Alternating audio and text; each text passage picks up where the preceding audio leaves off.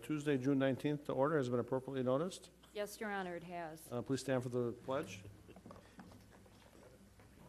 Pledge allegiance to the flag of the United States of America and to the republic for which it stands, one nation, under God, indivisible, with liberty and justice for all. Roll call, please. Alderman Kavieski. Here. Alderman Miller. Here. Alderman Rozak. Here. Alderman Shaw. Here. Alderman Ellis. Here. Alderman Zwart. Here. Alderman Stray. Here. Without objection, I'd like to move the appointment process, item number 11, up, so the person's here, if anybody has any questions, that he doesn't have to sit through the whole meeting if he has other plans.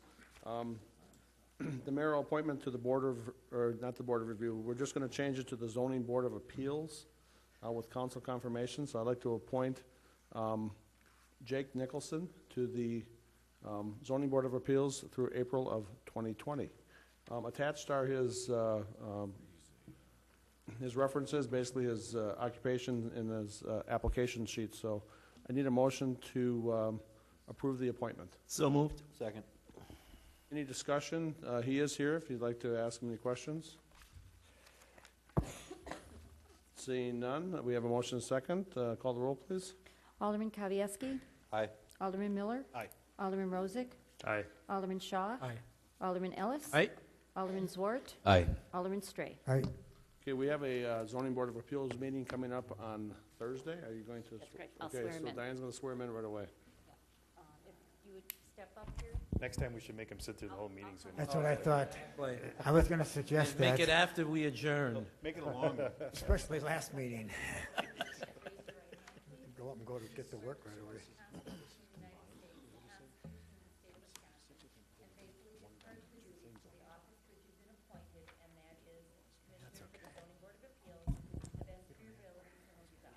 I do. You would just sign here for me, and then you're all set and have your packet. And you are welcome to stay. You don't have to leave.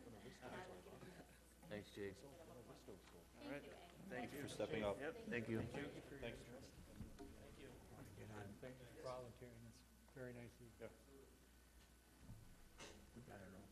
Okay, moving on.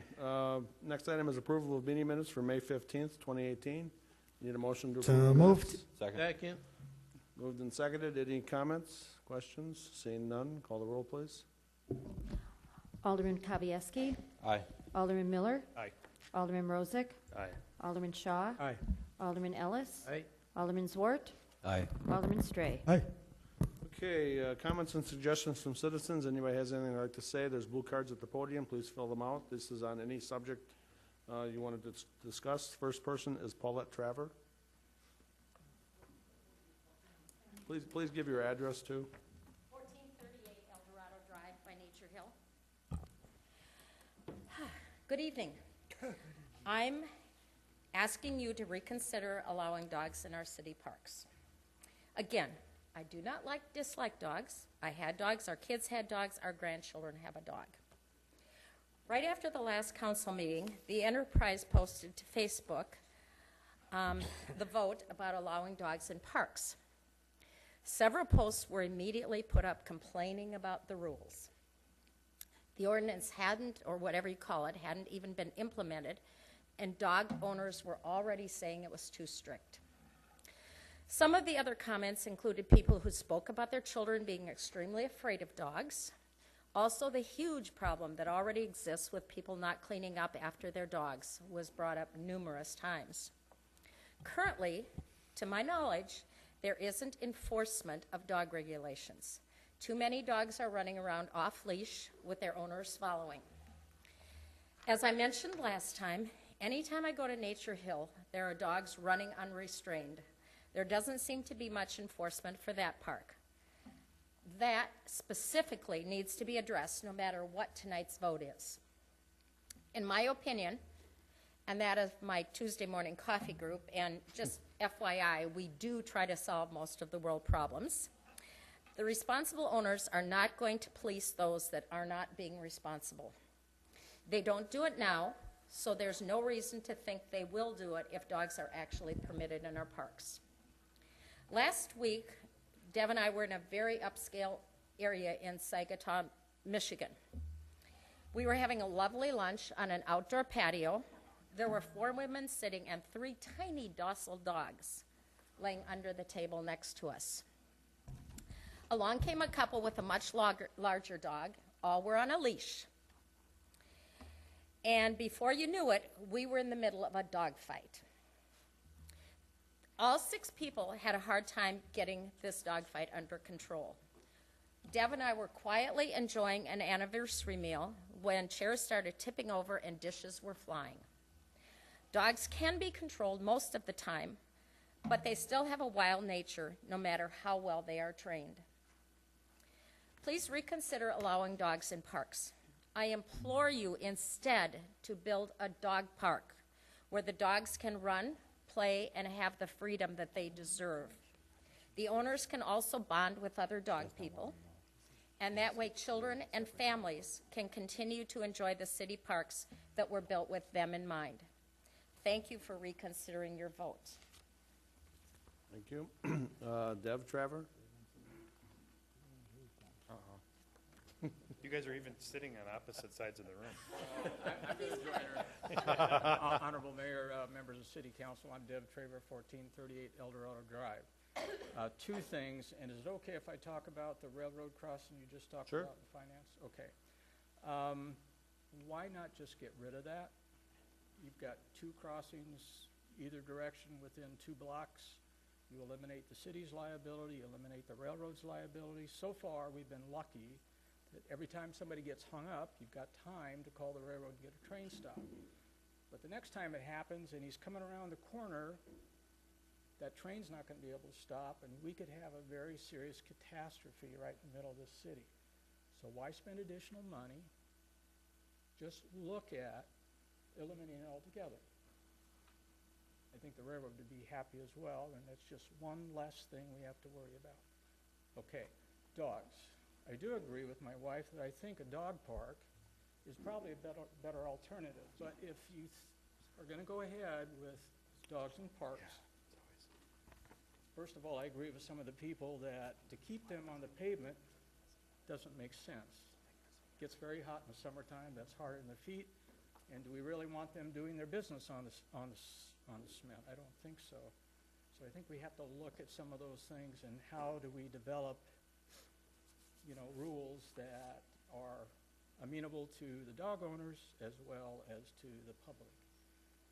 Then the last thing is, how do we enforce this?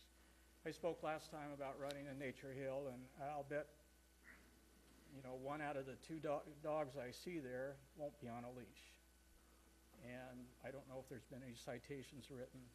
How are we going to enforce this if you put it in the city parks? Now, the last thing the police chief here wants is to have his people spending more time babysitting dog owners.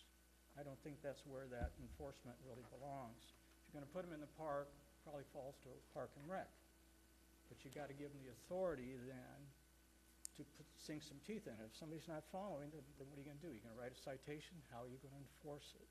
So those are some things to look at, and I would just like you to consider that. That's all I have. Thank you.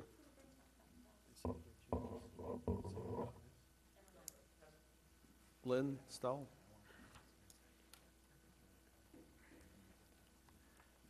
My name is Lynn Stahl, and I live at 212. I'm going to pick the Pine Street. microphone up. Yeah.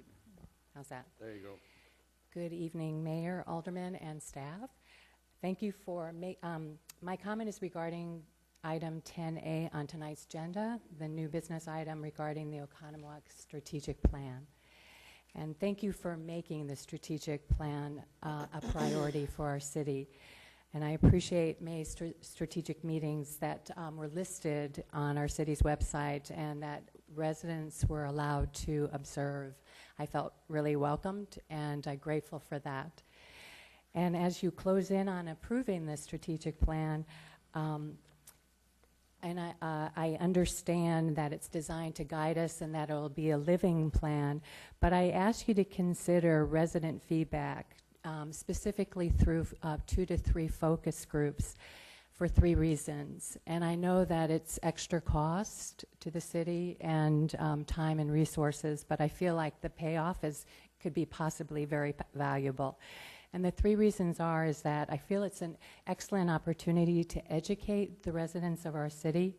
For me, I found it very educational to learn about all that you all do and the city staff. It was amazing to me. And then the collaborative work that you do on behalf of the city and how you work together was such a beautiful thing to witness. And I think that if more residents saw that,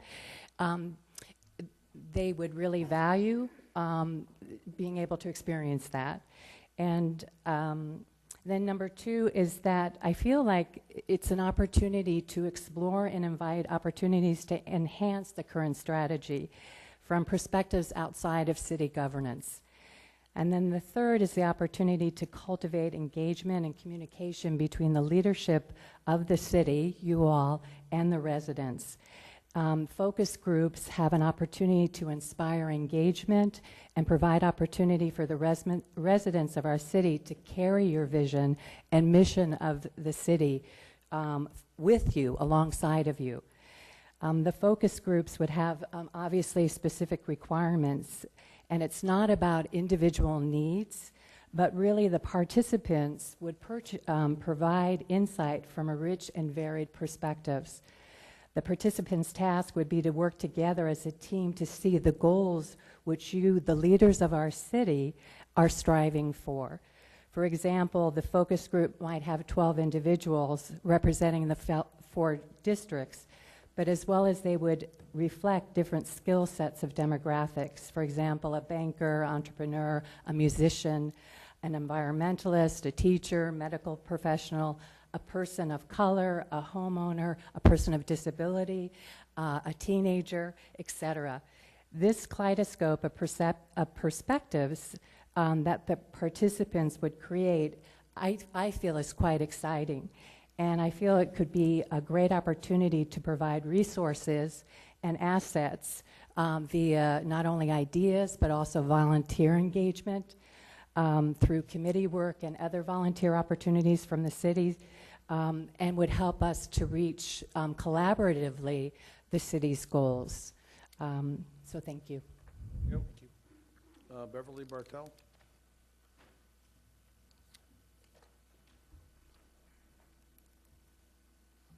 I'm Beverly Bartel. I live at 151 East Wisconsin Avenue. And I'm here to support the ordinance amending the code regarding dogs being allowed in parks. I think that Oconomowoc really known for one thing, walking around the park, or the lake, excuse me. And I'm guessing probably about a fourth of the people that walk around the lake have a dog. This is just a part of Oconomowoc life. And I think that as long as the dogs are on a leash and the owner has control, that they need to be allowed even on the grass, because asphalt will get hot. As far as some of the comments that were in the Enterprise article,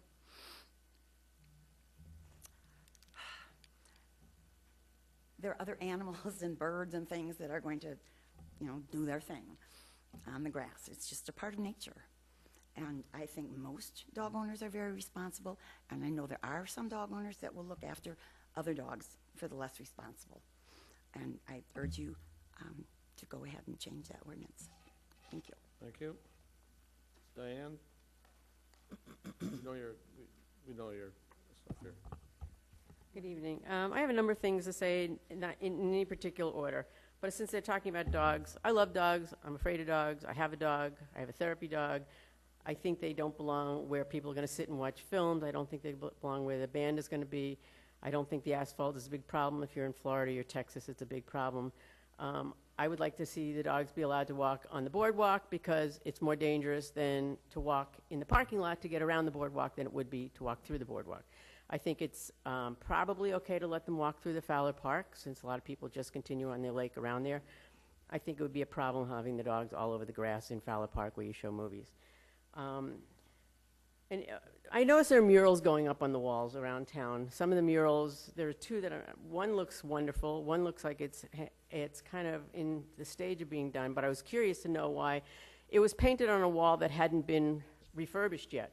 So there are people working on this mural. The wall looks like it's falling down. The paint on the whole side of the building is all peeling off, and yet there's this nice little square of whatever the little guy is. Sorry, I don't know who our mascot is. I should, but I don't. I think we need solar stop signs on 16. I've said this before for the last year and a half, ever since they put the new stop sign in. I'm pretty sure there isn't electricity at the two areas that I'm talking about. One is by Chase Bank, one is a little further down by the Garden Center. I know there are signs there, but there's nothing flashing, and I can't tell you how many times I watch people, and I myself am guilty of it, that you don't see the people getting ready to step out. And if there isn't electricity there, we can certainly find a way to put a solar topper on there to get flashing lights to work. I mentioned something about dog bite last week because we had, 2 weeks ago when we were here, because we had somebody in our neighborhood that was bit by a dog. The police officer came and, he did call me like 3 or 4 days ago. I honestly cannot tell you his name unless you tell me the names of everybody on your force, but I will know it then. And I asked him specifically, is there some kind of a rule, a law, an ordinance in the city of Oconomowoc that addresses how many times a dog can bite somebody before it's either taken away from its owner, or it's put down, or it's put in quarantine? He had no idea. He said, to my knowledge, he's never been faced with that kind of decision. I think if there isn't one in town here, there should be one. Because I can tell you that I'm afraid now. There are 2 people that have had dog bites by different bites in my neighborhood within a stone's throw, and I carry a big thing of pepper spray, and I said to him, is it legal for, not that it would have mattered, I would have carried it anyway. I said, is it legal for me to carry it? He said, well, if you're using it to protect yourself, then yes, it is. I think we should have some kind of rule in the books that is enforceable, because right now, according to this officer, there is not. I don't know the answer, and I know you're not answering questions now. On the agenda tonight, it looked like there were 2 separate senior projects. If you can address that or not, I'll sit and listen. Are there 2 different senior projects going on? One is Tower Crest and one is by Matter LLC or whatever. There are 2 separate ones. Okay, so then my question is, because that was honestly the first time, and I've only started recently coming to more than an occasional one, I guess I'm just curious to hear if, in fact, Oconomowoc needs 2 more senior citizens, knowing that there are a number of them in town. The biggest one just put a big addition on. We have a memory care. We have senior citizen apartments that are not with any particular kind of health issues. Again, I said no particular order. On Allen Road, where we put in, it's kind of like a bike path that goes along Concord. It's from Hickory Creek, and it runs up and turns heading west on Allen Road, and it goes down past the orchards, original orchards. And it's not shoveled or plowed or anything, not the one on Concord and not the one on Allen Road. And I'm understanding that the reason that we don't is because it's designated a bike path. It's more dangerous now than it ever was when we put it in the winter months, because people are still forced to walk in the road. On Concord Road, it's all icy. The whole thing just ices over the way it's pitched right now. So I'm just wondering if it's possible months in advance to put that on some kind of look and see whether or not there's a way that the city can be responsible for shoveling it or plowing it, because clearly on Concord, the homeowners say that they're not responsible for it. And on Allen Road, it's really on the other side of the homeowner's property. It buffers their property and the street. Sorry, one more second.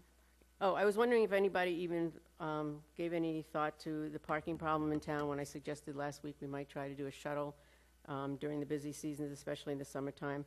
And the last comment is the emerald ash borer. I was with a tree surgeon this week who's from Waukegan, Illinois, and they're having a big problem there, and they are treating their trees. And he said it costs $12 a tree.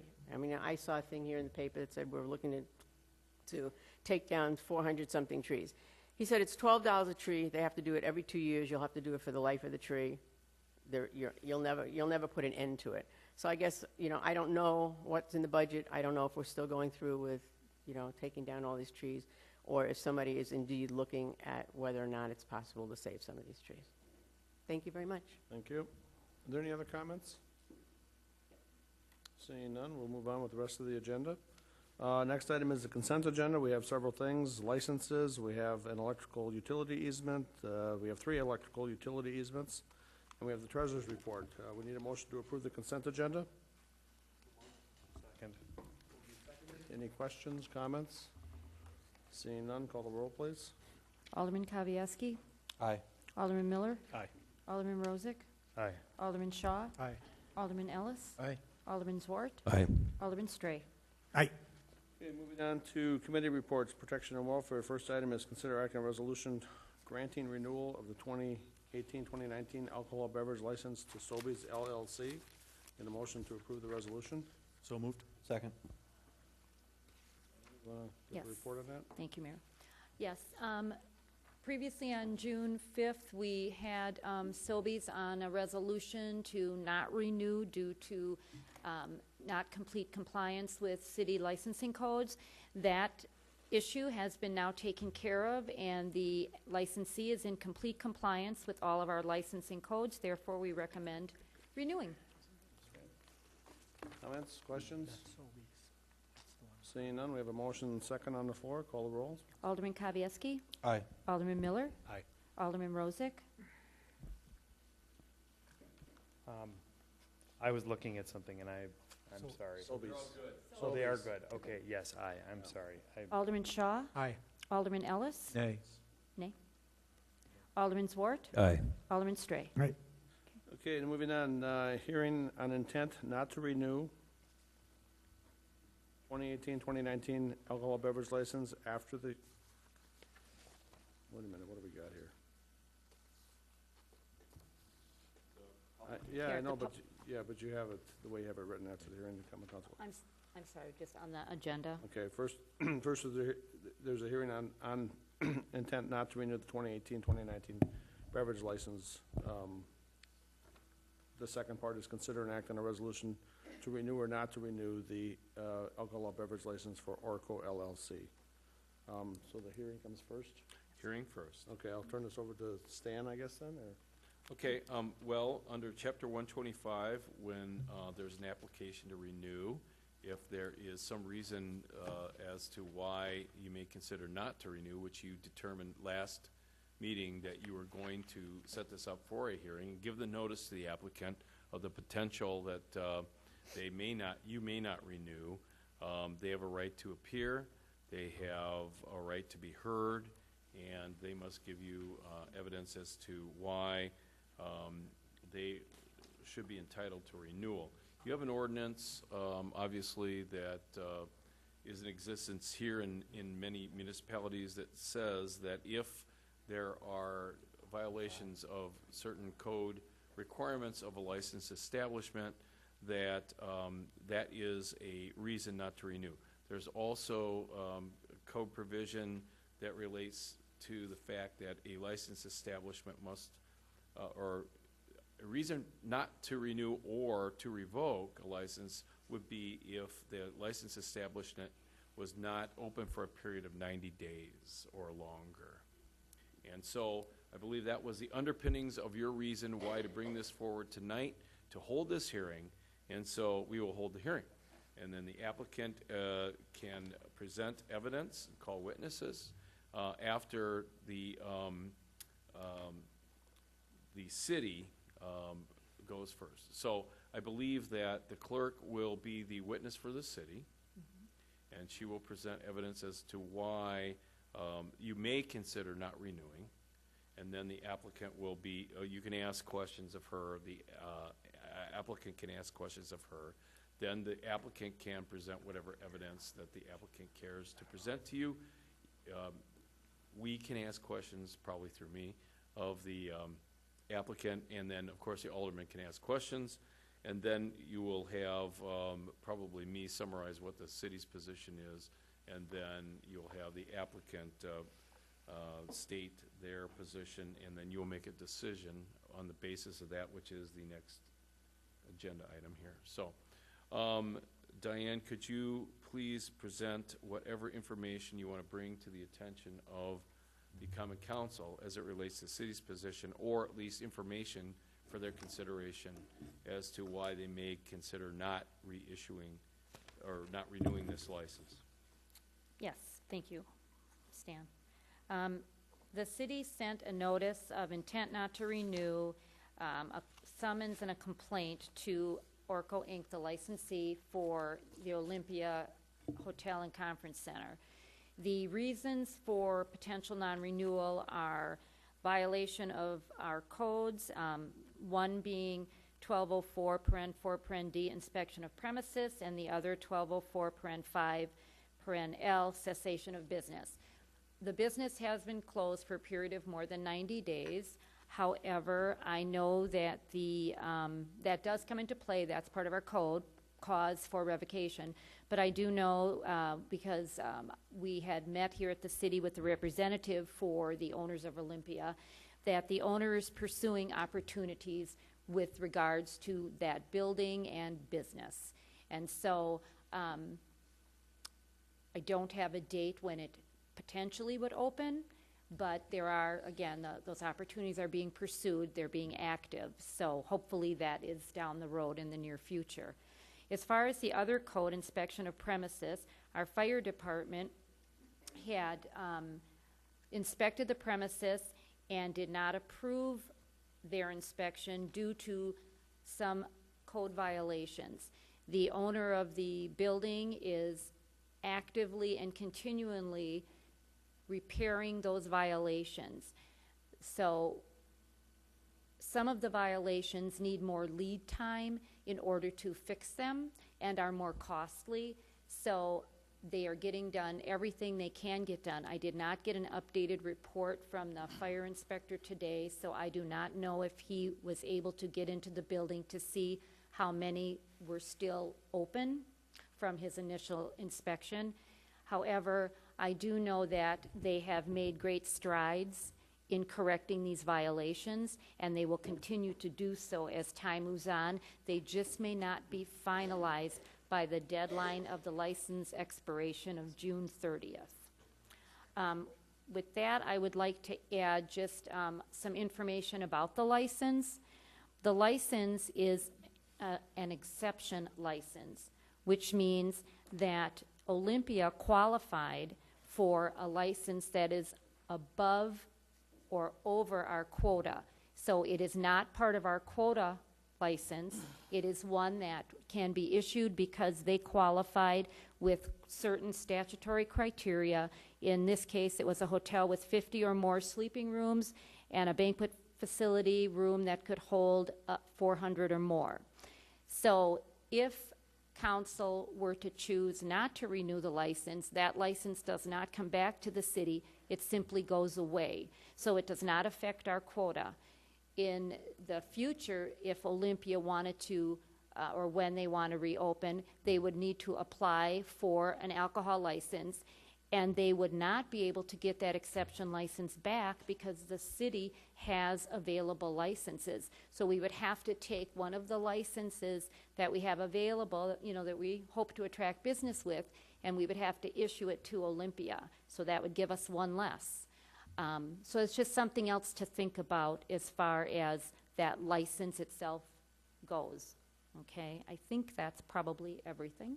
So if I could ask a question, your recommendation to the council is that that they issue the license, but not allow you, they approve the reissue of the license, but not allow you to release it until there's confirmation that all of the ordinance violations have been corrected. Correct, that's my recommendation. Okay. So it's basically grant the license, but don't. Grant, hold it till the, Till they're done. till they're done with all of the work that needs to be done that they're evidently working on diligently. Right, to get done. Okay. Anybody else have any questions of? Do you want to Diane? call on them, or should I, or what? No, okay. Does the applicant wish to present Yep. any? They have They have questions? I'm sorry. Sure. Yeah, I'm sorry. Go ahead. You want me to, that's what I was going to Yeah, say. I'm sorry. Kevin? What are the violations, if you don't mind me asking?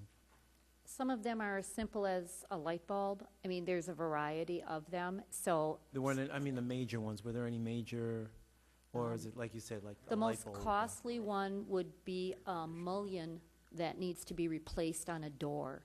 And that, depending on if they can replace it, that's a strip, it's a strip.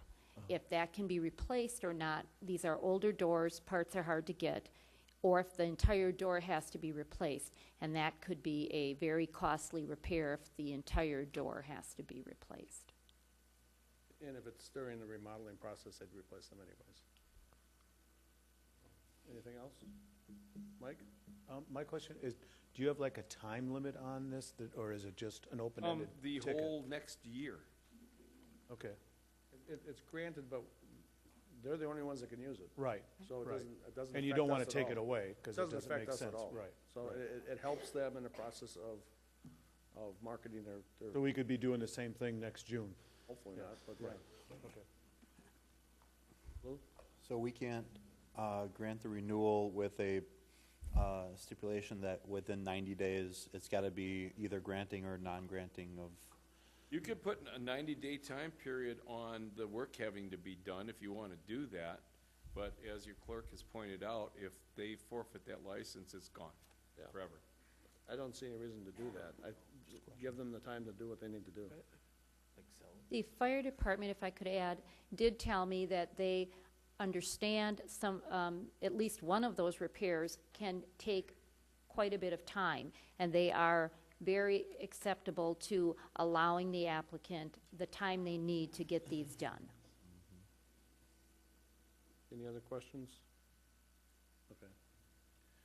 Okay, does the applicant have any, first of all, is the applicant here? The representative is here. Okay.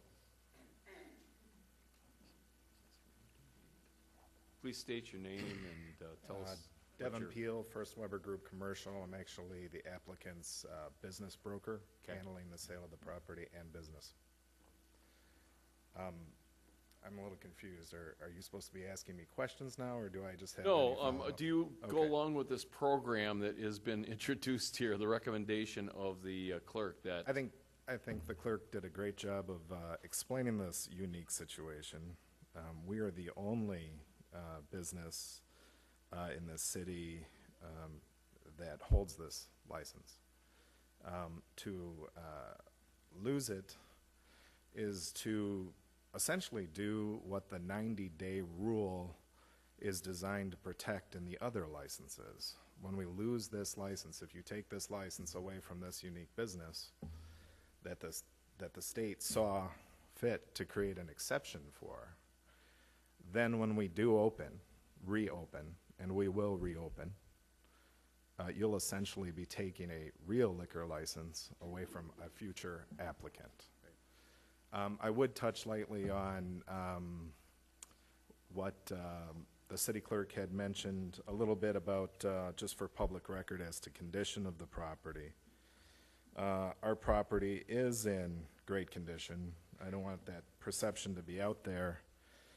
It does physically need some updating, but you have to keep in mind that my client's building, you could easily take all of the other liquor license holders and put it just in my conference center, to use his exact words. So, and he's right, by square footage, our building is so much larger than all the other applicants that every year the fire department had looked past items in order to issue the liquor license, because it's an ongoing process when you're that size of a building. Something is always breaking when you have, 150,000 square feet of space. We started the process just a few months ago with a much longer, thicker situation in items. This list is now this list with photos. So we went from 60-some items to the most recent report has maybe 11 items, and since then I believe 6 of those have been fixed. We're down to a few items that really aren't of overbearing concern to anybody, safety concern. We've met all the other requirements, including paying taxes, paying a back liquor lien. We've met all of the requirements except for a few issues from the fire inspection. So would you agree to accept the recommendation of the city clerk? Yes, to some degree. What we'd like to see is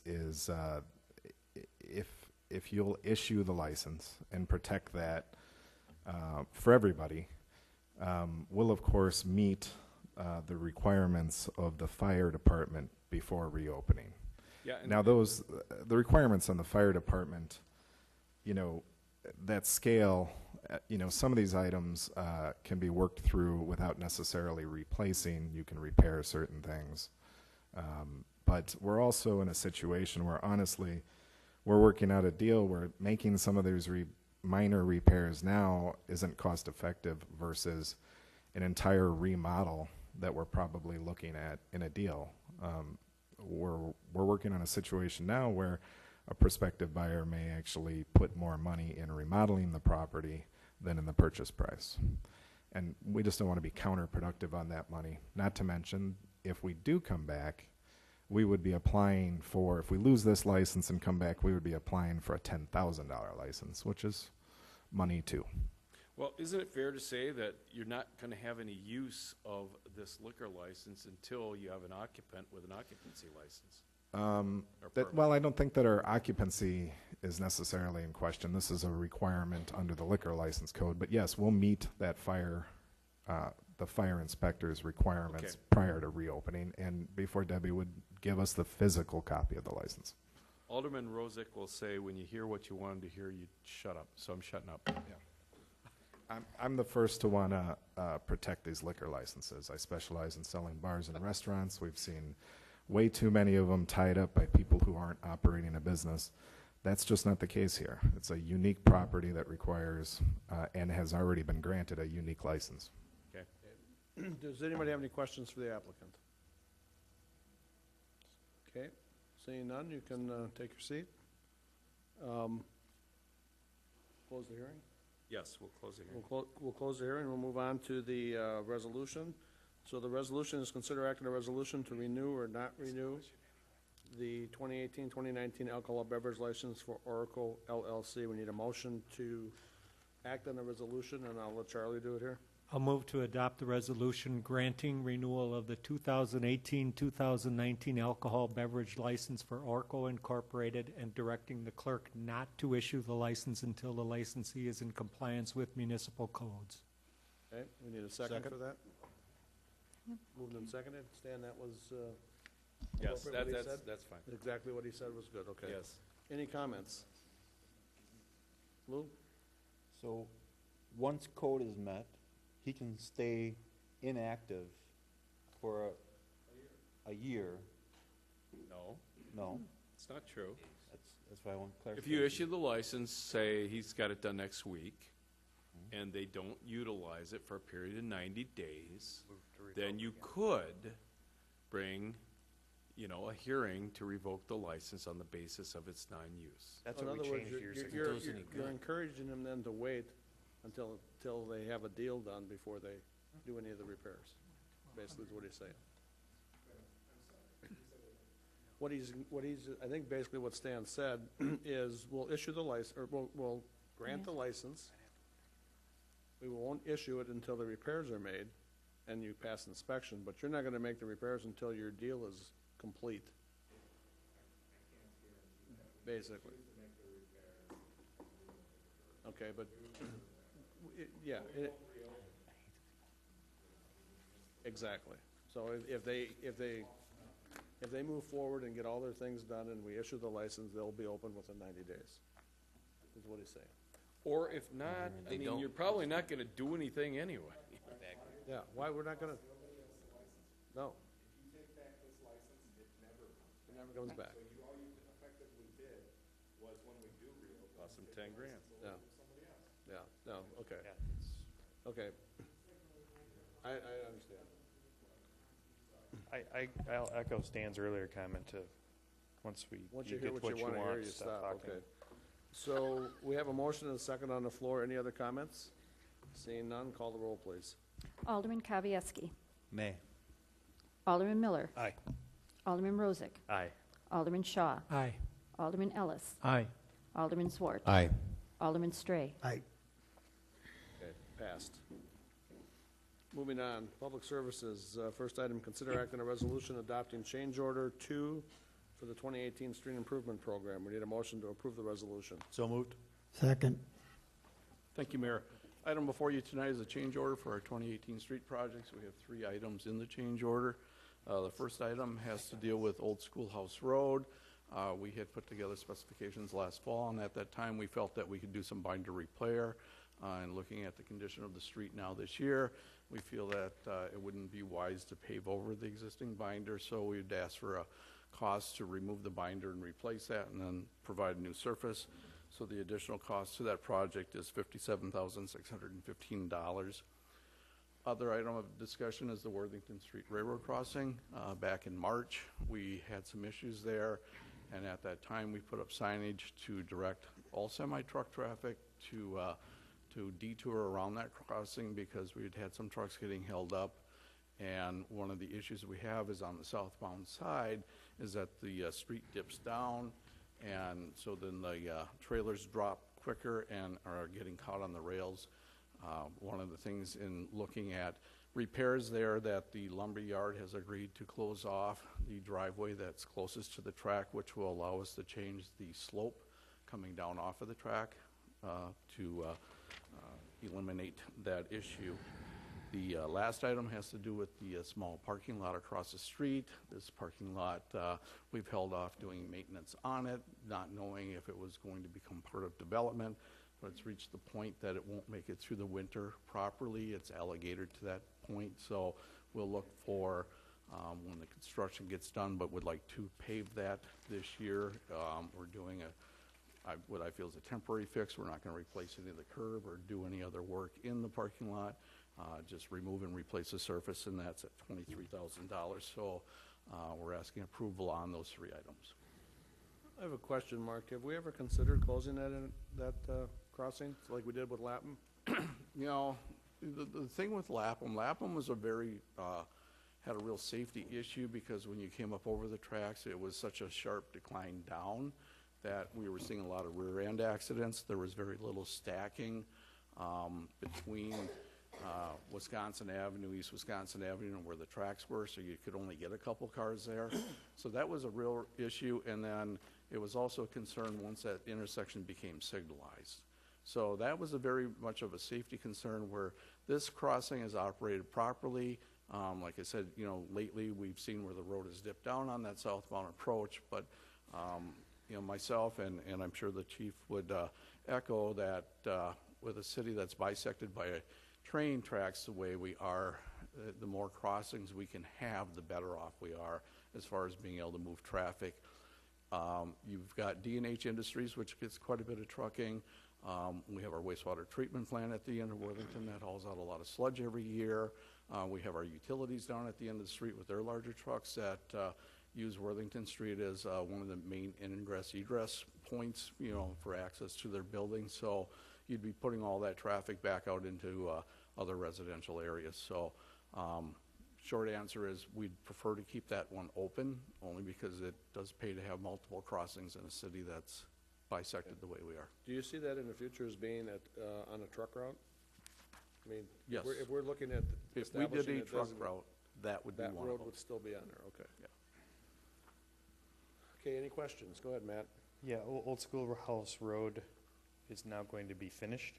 Yes. Is that the deal? I mean, we already started the gutter. There's some gutter Yes. issues out there Yep. that they were collapsing or something. Well, we had, one of the things when you have curb and gutter and you're leaving a street at Binder, you leave your catch basins low. Okay. So in anticipation of the project, and it was part of the bid, we had those brought up and made part of the curb line, anticipating we were going to get it surfaced. When's the surfacing going to happen, you think?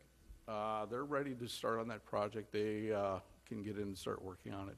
It's a busy, it's getting to be a busy area. Yes. So that's good. So it would be done probably within the next month. One real comment quick too on closing Worthington too. I agree. I think you need multiple crossings. When you close streets off, it becomes problematic for the other streets around it. Then they just get more traffic, so that's tough. I think we need to do that fix. So. And I'll be happy not to step in ponds over here when I park for meetings. So.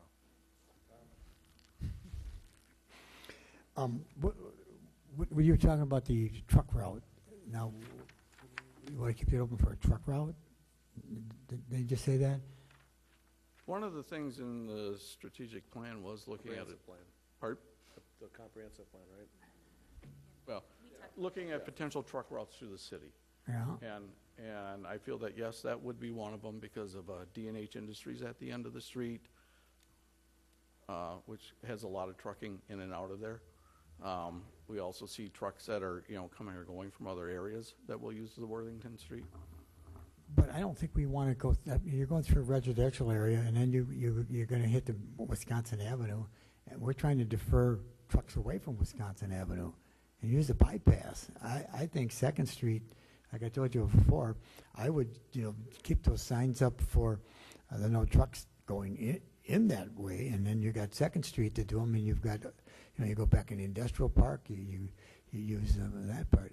I don't quite get it, but that's just me. Kevin?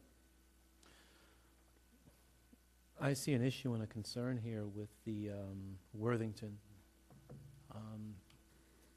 It's very high-pitched right now. It's my understanding that the railroad does not want to, at this point in time, spend the revenue to put some concrete blocks there. And they want to go ahead and they're going to temporarily put a Band-Aid on there and continually do that. It's an accident waiting to happen. And I'm a little concerned about that, only because right now, I think on a couple of occasions, we've been able to call the railroad in enough time for them to stop their trains, but there's going to become that time, that day, when we're not going to be able to do that. And my question there is who's liable for that? But then on the same token, I do understand where if we did close that, that would be one less avenue for EMS and fire and everybody to be able to get to the other side. So That's the big issue. that's the big issue. But my me asking those questions doesn't mean I want it closed. Right. I wanted to bring up what the gentleman brought up. Right. I think it should stay open, but I think wanted to it's bring those questions up. Yeah, I think it's a very valid discussion that we need to have to see what we can do to rectify the situation, because it really is an accident waiting to happen, and it's not going to be a little fender bender either. Well, if they do repair it, it's going to alleviate the problem of trucks getting stuck there, which is the big thing. And that's what's important, is once we repair it, they should not hang up anymore. So we're fixing the problem. No, we're not going to see the normal semis hang up. There is still a potential that, the one with the low boys, with those carriage, I'd have to look at that. A lot of them do make it over, or, we're making it over. The problem started, this year. And we can see where the street is sunk down, and by the lumber yard agreeing to close that driveway and allow us to change that slope of the street will take care of a lot of issues. That crossing's been there for forever, so, But you're going to change that grade.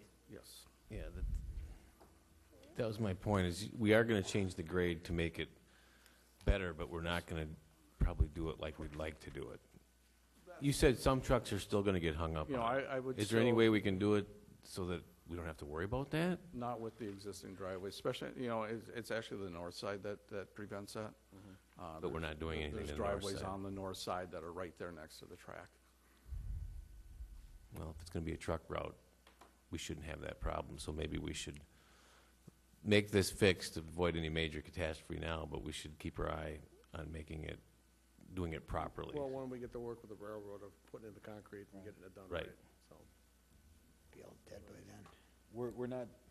We're not voting or supporting the direction of making this a truck route at this point. No, We're just no. voting on the fix On as the it's repair. being Just on the presented. change order So fix. there's separate issues. separate issues. Yeah. Comments or questions? Seeing none, we have a motion and second on the floor. Call the roll, please. Alderman Kavieski, Aye. Alderman Miller. Aye. Alderman Rozak. Aye. Alderman Shaw. Aye. Alderman Ellis. Aye. Alderman Zwart. Aye. Alderman Stray. Aye. Next item, consider act on a resolution awarding contract to develop, engineer, and design the Roseno Creek Trail project. We need a motion to approve the resolution. So moved? Need a second? Second. Second. John? Thank you, Mayor. Staff put together a request for proposals to contract someone for engineering and design services for the Roseno Creek Trail. The trail will run on the west side of Roseno Creek from Lisbon Road up to Highway Z and will connect into Wood Creek Park. We received 8 proposals from 17 firms that actually took out the documents. Those proposals were reviewed and rated by our team. The team included myself, Jennifer Fremming from my office, Bruce White from the Park and Recreation Board, and Deb Turner, from Greener Oconomowoc Committee. The evaluation included evaluating the proposals and then also evaluating the fees that were proposed for the project at a ratio of 80% and 20%. Based on those results, we selected the top 4 firms to come in for interviews. Those 4 firms were then went through the interview process with a specific criteria of information we were looking for from them. It's identified in the memo. I won't review all that with you tonight, but they were being scored based on how they shared their information based on the information we were looking for. Those 4 firms' scores were then added to the original proposal and fee structure scores to give you the final results of the RFP. So on the second page, there's a chart. There's actually 3 charts, but the bottom chart, there's 4 areas I'd like to point out. One is in the center, the average technical points, which was from the review of the proposals. The second was the contract cost points, which was the cost proposals submitted to us.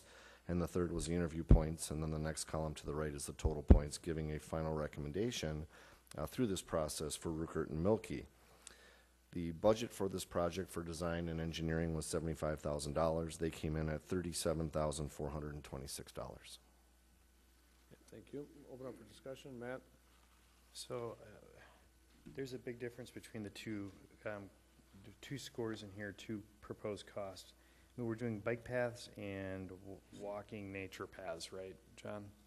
Those would all be part of the project, correct? Yeah. Well, what else is included in the project? Well, the scope of the project is to provide a pedestrian pathway from Lisbon Road all the way to Highway Z, which will connect to Wood Creek Park. Because of the nature of the area and the terrain changes and grade changes, the path or the layout will be designed based on the terrain. So we will have some wetland crossings, which requires DNR permitting, things of that nature. It will have some paved asphalt sections as well. We also will have some, what I would refer to as probably some nature lookout areas that can be mowed for people to get down to the Roseno Creek. It will also have an evaluation of the existing farm crossing that goes over Roseno Creek.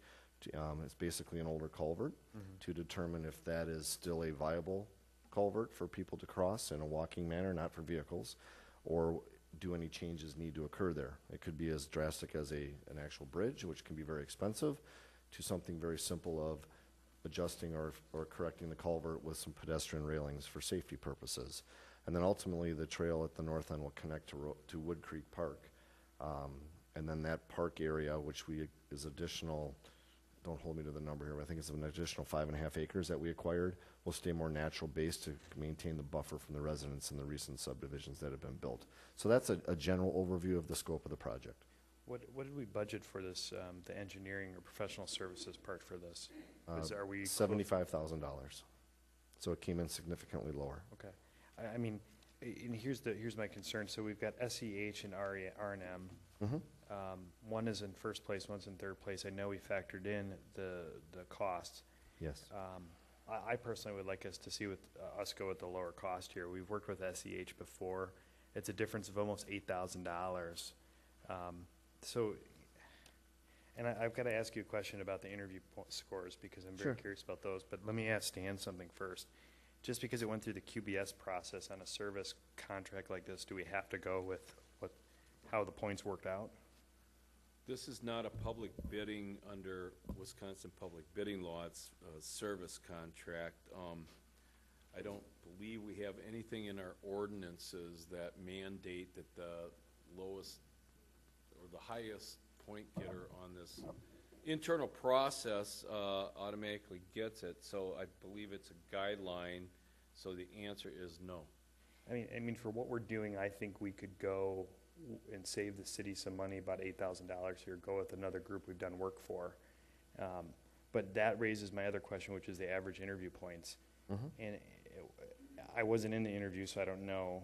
Sure. But that seems to be, between these two companies, the big outlier. There are almost 20 points difference in the interview. And I'm curious what happened. Did SEH bomb the interview? Or did they just not get scores because we have our city engineer who came in and proposed this? That's not called for. Well, No. I can respond to No, the general comment, how they were scored. No, I mean, I think it's a fair question. I mean, Rupert Melke is our city engineer. Did Stan have anything Right. to do with this? I'm sorry, Stan Sugden Sugden? have anything to do with this No, proposal? he was not part of the He's not part proposal of or that. part of the interview process. But in all fairness, when they come in for the interview, we know who Rupert Melke is, right? Well, that's why I think it's important for me to share who the committee members were. Obviously, I know who Rickert Milke is because they're city engineer and department heads work with the city engineer. Jennifer Fremming, our recreation manager, has no contact with Rickert Milke in her aspects of the job, so she was the second staff member in the process. I did fail to mention, I mentioned in committee that Melissa Vernon was added at the interview portion. So we had 5 people in the interview, myself and Jennifer Fremming, who are currently city staff members. The second was Bruce White, who is on the Parks and Recreation Board. Deb Turner's with Green Arrow Conomowoc, both avid bikers and help lay out mapping and things with us, so they're very familiar with biking and the needs of that. And the person we added was Melissa Vernon, and she's actually on the board of directors of the Wisconsin Bike Federation. So I specifically went out to find people that were not city staff members or connected to the city in any way to help with the evaluation process. With that being said, the interviews are very interesting. Proposals can tell you one story with people's or backgrounds and expertise and past project they've worked on. And then when you set a criteria, as listed on the first page of the memo, we're asking them to respond to these things in the interview. And in the particular case of the low cost proposal, they spent almost the entire time talking about their team that all had small components to the project, and they missed, and they put hardly any detail on the other components. So they didn't score well on the bottom few components. I shared that with them in the reviews.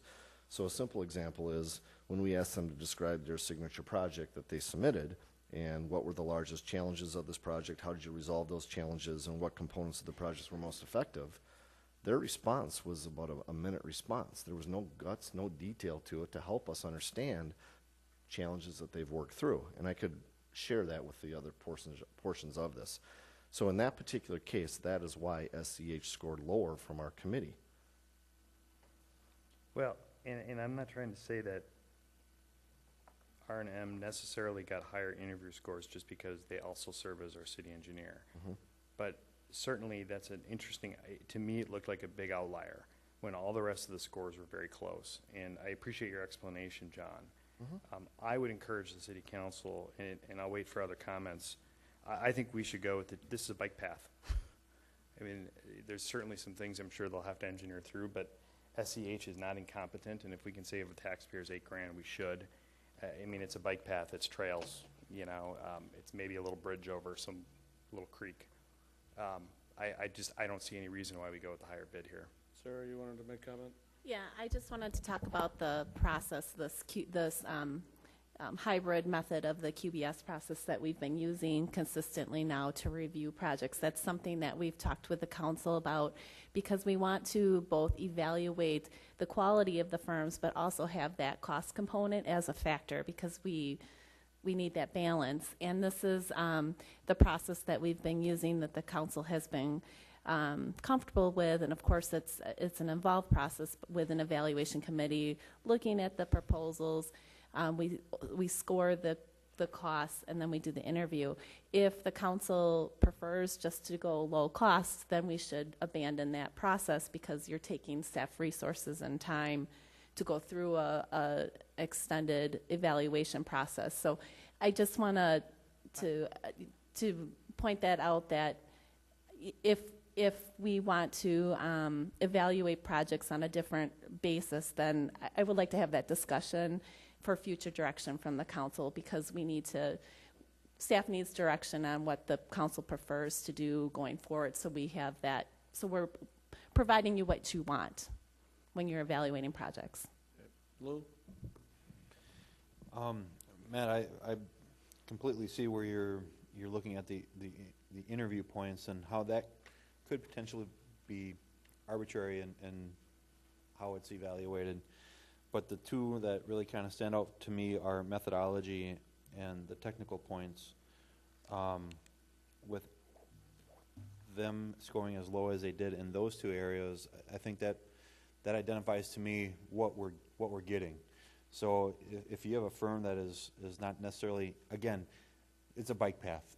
I understand we're not sending somebody to the moon, but methodology and how they're approaching a project, as a general statement, they scored lower than the recommended firm. That could end up costing us more than the $8,000 potentially, if they're looking at it in a way that is not the most efficient or not the most relevant to this particular project. Not saying that SEH is not a good firm, but maybe they just didn't consider certain things for this particular project that made them score the way they did. And I like our scoring process because it allows us to evaluate the overall value of what we're looking at, as opposed to bottom line cost. Because sometimes you spend a little bit less up front and a lot more on the back end, based on that methodology and based on the technical expertise of the firm that you're looking at. So for those reasons, I'm going to support this. I agree with you, Lou. I think you have to have a system, and you can't. You've got to look at everything equally. And I know we tried this once before, several years ago, where we tried to go at the lower price, and it kind of backfired on us. So I have to go with this policy, and I think it's the right way to do it. So, two comments. First, to Sarah's point, the whole council didn't say anything about the QBS process. I did. And my point on the QBS process is, I think it is giving us what we want, but that doesn't mean that on certain projects like a bike path, we couldn't just say, hey, good scoring, okay? There's a 20-point difference in the interview points that skews the entire number. When you add the 20 points back in from the interviewer, if the interviews were close, they're almost within a point or two of the other bid. So what I'm saying is the QBS process is good. It's giving us the information we want.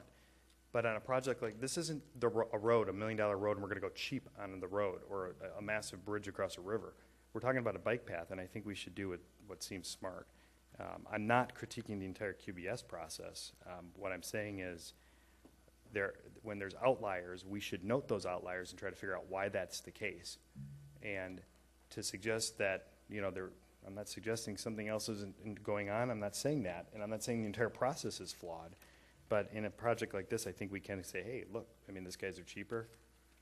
Other than the interview, their scores were pretty much the same. We're within a few points of each other. Right? But they weren't the same. And what do you just pick and choose when you want to use this and when you don't want to use it? Just because it's a low-scale project? Well, yeah, sure, we can. So the QBS process is to guide us and help us. And this has guided us and helped us. It took us from however many 17 firms requested the RFPs, 8 submitted, we're down to 4. We winnowed that 4 down. We've got 2 that we, have pretty consistent scores. Their knowledge and experience points are only 1.5 points away. Right. So some of their scores are pretty close. Yeah, there's some difference in methodology. I'll bet you nobody on the council can tell me what exactly that means. But, and how that's exactly evaluated by people who aren't engineers. But throwing that out, what my point is look, we've got the QBS process. We're trying to use it. That's great. We're not saying throw it out for everyone. We're saying on certain projects where we think we could get a lower bid and the lower bid would work on a bike path, we should try to take advantage of that. So that's my point. I think we should, there's times where we can just say, hey, we got to 2 firms that were pretty good, and we were going to take the lowest one. Charlie? Well, and I think we should be making that decision to not use the QBS thing before you do any of the bidding. I don't think you wait until afterwards. I think you go into a project beforehand and say, okay, this one we're going to do just on cost. I don't think you do it after the fact. I'm very comfortable with the way we do evaluate these. I think there's a lot of time spent evaluating them. People take this very seriously, and I do believe the process does work. So I am going to be in support of the process that we are using and going to recommend approval of R&M. Kevin? Out of the 5 individuals that were part of this process, 3 of them were outside independent individuals. Is that what I heard? Correct. Private citizens, yeah. They're private citizens. Yeah, nothing to do with the city. Nothing to do whatsoever with the city at Well- all. Well, I mean, they live in the city. but Well, I'm one's saying- on the Park Well, and Rec, Bruce White is on the Park and Recreation Board. but he's a private citizen. He's not a elected. Jennifer's in He's your not an elected department. official. Yes, Jennifer will be the second staff member. In your department. Yep.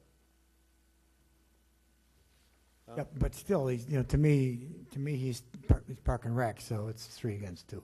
Right. Right, so Right. you look at that part, that's the way I look at it. And to what Mike said before, there was a problem back years ago. I was here for that problem, but I think there was a little railroad job on that one. So, you know what I mean? No comment. I don't know No anything about comment. that one. There you go, so.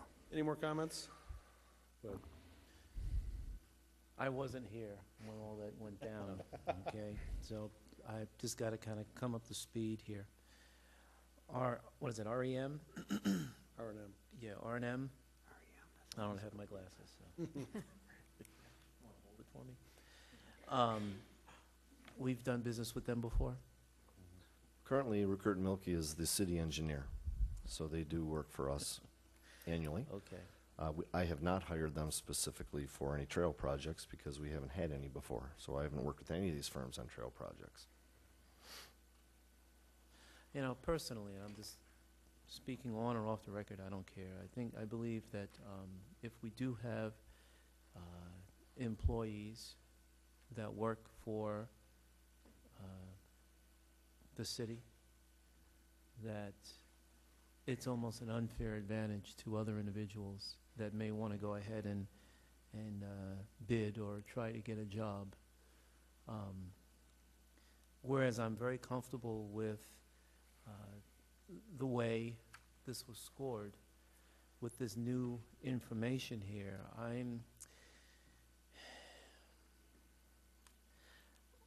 I don't know if I can really sleep well at night knowing that I gave a city employee the ability to do something that When you say a city employee, who are you you just talking? told me that the gentleman who R&M is Oh, they're a contracted city engineer. The R&M is appointed as the city's engineer. They are a consultant. They are not They're not an an employee. employee. They're like me. They're like Stan. I hope they're not Would like you hire Stan. Stan? No, I Can't would never. possibly I be would as never good as hire me. Stan. Oh, now wait a minute. Questions? Seeing none, Derek can not vote on this because one of the companies was the company he works for, so he's abstaining from the vote. But the city Um, engineers firm can. So call the roll, please. Alderman Kavieski. Aye. Alderman Miller. Aye. Alderman Rozak. Nay. Alderman Shaw. Aye. Alderman Ellis. Nay. Alderman Stray. Nay. So I get to break the tie? 3-3 tie. I'll vote aye. Moving on, Plan Commission.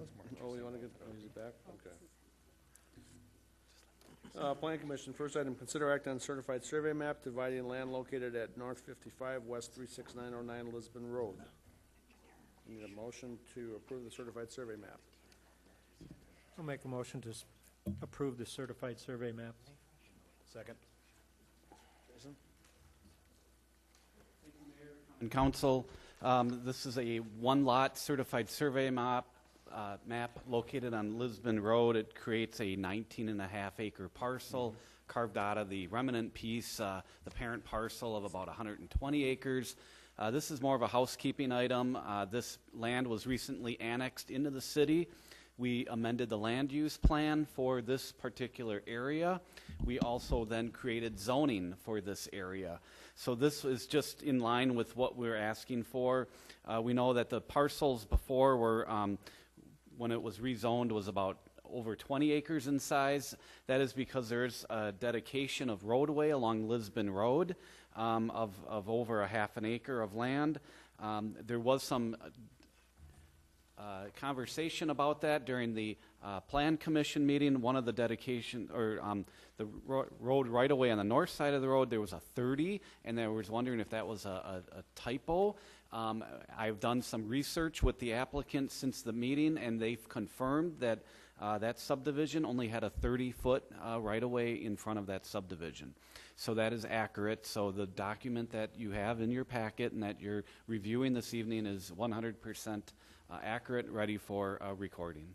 The Plan Commission did recommend approval of the CSM as submitted. Okay, so the south half will have a 50-foot right-of-way, so for turn lanes, things like that. And that was, like you mentioned, it was a very good point to the Plan Commission when that was brought up. Yes. Okay, questions? Seeing none, we have a motion second on the floor. Call the roll, please. Alderman Kavieski. Aye. Alderman Miller. Aye. Alderman Rozak. Aye. Alderman Shaw. Aye. Alderman Ellis. Aye. Alderman Zwart. Aye. Alderman Stray. Aye. Next item is consider action on certified survey map dividing land located at 132 Concord Road. We need a motion to approve the certified survey map. Second. Division is on the east side of, or I'm sorry, the west side of Concord Road. It is industrial land, and this purpose of this map is to divide the industrial buildings away from an office building. The industrial area will be about 4.5 acres in size, and the office building will be just about 0.36 acres, so over a third of an acre in size. Very small compared to the remainder. All these buildings are existing. There was a concern in the zoning district for I industrial. You need a 20-foot side yard offset requirement. So between the buildings, you'd need 40 feet. We don't have that. We're about 15 inches short. We're about a 1 point some feet. So there is a caveat in the land division ordinance that says that under unique circumstances, the Plan Commission can waive the requirement. I included that under exceptions, under physical conditions, strict compliance with the regulations don't allow for a full 20-foot requirement. The Plan Commission did decide that was acceptable. They did recommend the certified survey map as submitted. Discussion? None. We have a motion second on the floor. Call the roll, please. Alderman Kavieski. Aye. Alderman Miller. Aye. Alderman Rozak. Aye. Alderman Shaw. Aye. Alderman Ellis. Alderman Zwart. Aye. Alderman Stray. Next item is consider or act on a certified survey map dividing land located at 141 Concord Road. In a motion to approve the certified survey map. So moved. Second. The second certified survey map for Lake Country properties. This is the one on the east side of Concord Road. This is the existing parking areas for the two developments is being divided roughly in half. Each parking area will be 0.9 acres in size, and they're just doing this to accommodate a future sale of that building on Concord Road and 2nd Street. Questions? Seeing none, call the roll, please. Alderman Kavieski. Aye. Alderman Miller. Aye. Alderman Rozak. Aye. Alderman Shaw. Aye. Alderman Ellis. Aye. Alderman Zwart. Aye. Alderman Stray. Aye. In unfinished business, we have several readings, second readings of ordinances, so we'll go through these. First is consider act on an ordinance to create section 12.05 of the municipal code relating to public possession of open intoxicants for special events. This is to give the ordinance a second reading by title only. So moved. Second. Questions? Seeing none, call the roll, please. Alderman Kavieski. Aye. Hang on. So you're gonna do the second reading? The second readings. Okay, and then I may have a couple of things to No, say. once it's, You can talk now. it's do by the title, second readings? it was by title only. By title only? So if you have a question, have it now.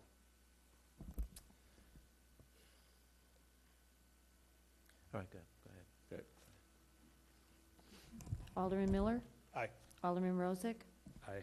Alderman Shaw? Aye. Alderman Ellis? Nay. Alderman Zwart? Aye. Alderman Stray? Aye.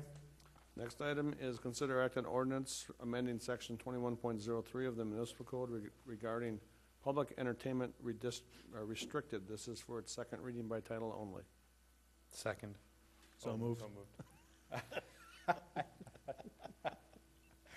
You want to try that again? So moved. Second. Okay, you got it? This is regarding the We're in a the row over areas, here. the area of, correct? Yeah. Is where the public Right, entertainment where the public is allowed. entertainment Yep. would be. Questions? Go ahead. Just for confirmation, it goes from Eagles Landing south to the railroad track? No, that was the previous Oh. ordinance. That was the open intoxicants, I think Yeah, is yeah. what you're referring to. Yeah. This is where public entertainment is allowed, so Village Green, City Beach, Roosevelt. Okay, cool, Okay. thanks. Okay. Questions? Say none, call the roll. Alderman Kavieski? Aye. Alderman Miller? Aye. Alderman Rozak? Aye. Alderman Shaw? Aye. Alderman Ellis? Aye. Alderman Zwart? Aye. Alderman Stray? Aye. Next one is consider act on ordinance amending sections 21.051 of the municipal code regarding Fowler Lake Boardwalk, Pier, and Gazebo use controlled. This is for its second reading by title only. So moved. John, you want to just explain exactly what this is, so in case anybody's got a question? Thank you, Mayor. Basically, we're removing the word gazebo throughout the ordinance for clarification purposes, because we no longer have a gazebo. We also added letter J, some additional language. No person shall moor a boat to the boardwalk and the pier. Boats may be moored to the pier at the Fowler Lake Boat Launch for up to 3 consecutive hours as a transient boat docking location. And then the last addition was amplified music is prohibited on the boardwalk unless a permit is obtained. Okay. Charlie? Yeah, one of the big things was the word gazebo was in here, and that's been removed everywhere except it's still in the title. Should that still be in the title, or should it be out of there too? It is in the title? Yep. Fowler Lake Boardwalk, Pier, and gazebo. Right up Not at on the my very top. copy. My copy's different. It does not have it in it. It should not Not be in in ours. there. We'll remove it in the final version. Okay, as long as it's removed. It's in mine, yeah. I get one with that. Mine's like that too. You've just been sitting next to me Yeah, for exactly. 4 years. Yeah. Any questions? Seeing none, call the roll, please. Alderman Miller? Alderman Rozak? Aye. Alderman Shaw? Aye. Alderman Ellis? Aye. Alderman Zwart? Aye. Alderman Stray? Aye. Okay, item D, consider act on ordinance amending section 21.09 of the municipal code regarding to dogs in parks prohibited. This is for the second reading by title only. So move? Second. Moved and seconded. When you say prohibited, what are you referring to there? In other words, they will not be allowed, or they will be allowed? No, they will be allowed in certain areas, on paved surfaces. Our current ordinance prohibits dogs from being in public parks anywhere, which does include the boardwalk. That is a public park. Clearly, it's not being enforced there right now, but dogs are not allowed anywhere per our current ordinance. The new ordinance addresses allowing dogs in our public parks if they're on a paved pathway, the boardwalk, or parking lot. So back here, for example, as long as they're on leash with their owner. We have some areas that are designated as no dogs allowed within the ordinance, and those include the City Beach Park, within the fenced area of Imagination Station at Roosevelt Park, Veterans Memorial Park, any children's play area, any athletic field, tennis court, park shelter, in a restroom, or other designated areas as signed. So in essence, we want to allow people to with this ordinance change, we're allowing people to bring their dog into the park, walk through it using paved pathways, except those exclusion areas. Matt? Yeah, I'm going to vote against this again. I came out to the beer garden this weekend. This last weekend, it was a great event. I saw Mr. Duffy out there serving brewskis up from Ellis Island. And they were the article must have hit the papers, I think, in the Enterprise that we changed the ordinance. So people were walking dogs all over the place, and guess what? Not one dog stayed on the path. We're changing the ordinance, and we're giving the impression that dogs are going to be allowed in parks, and they're going to be everywhere. And they were peeing and pooping in Village Green. And I think that's what's going to happen, and we're not going to be able to stop it once we let them in. And I think parks are for people. I do think we need a dog park. I think it's a great idea. But no, if we're going to let them in the parks, why build a dog park? So I'm going to vote against it again. Yeah, I'm in support of this. I was in support of it last time. I do understand your concern with at the Village Green, and was wondering if there's a way to amend this to include the green space of the Village Green, but actually the ordinance, Kind of covers it. does cover it, because the dogs are supposed to be on the paved areas. But there were a lot of complaints at the beer garden with the fact that there were so many dogs, and there were quite a few. But that being said, I didn't hear of any dog bites, anything like that. Chief, was there any issues that you had on your end with dogs with the beer park this past weekend? Thank you. Isn't that part of the permitting process? Maybe during the permitting process, when you're having an event like that, you can state no dogs allowed? They do it at the farmer's market. Yeah. I mean, that's just a thought. I mean, if that's what people want. No, I'm but not if your saying. ordinance says they're allowed in the parks, they're allowed in the parks. What could it be that if with a permit for the event, like they had to get a permit, you could put in there that no dogs would be allowed? Okay. Lou? It's been kind of an interesting topic. I was part of that discussion on social media. There have been a lot of comments in regards to Nature Hill. John, maybe you can speak to that a little bit. Nature Hill is not part of our park system, is that correct? That's part of the Oconomowoc Area School District, isn't it? That is accurate. So where the city starts and stops, and what we have influence over and what we don't have influence over, and the perception that brings to the public, I just wanted to call that out. Where people let their dogs roam without leash, and what they do and cleaning up after their dog. We've had this discussion before. Regardless of the ordinance that's in place or not in place, we would hope and expect that you wouldn't need policy to have dog owners do the right thing and clean up after their animal.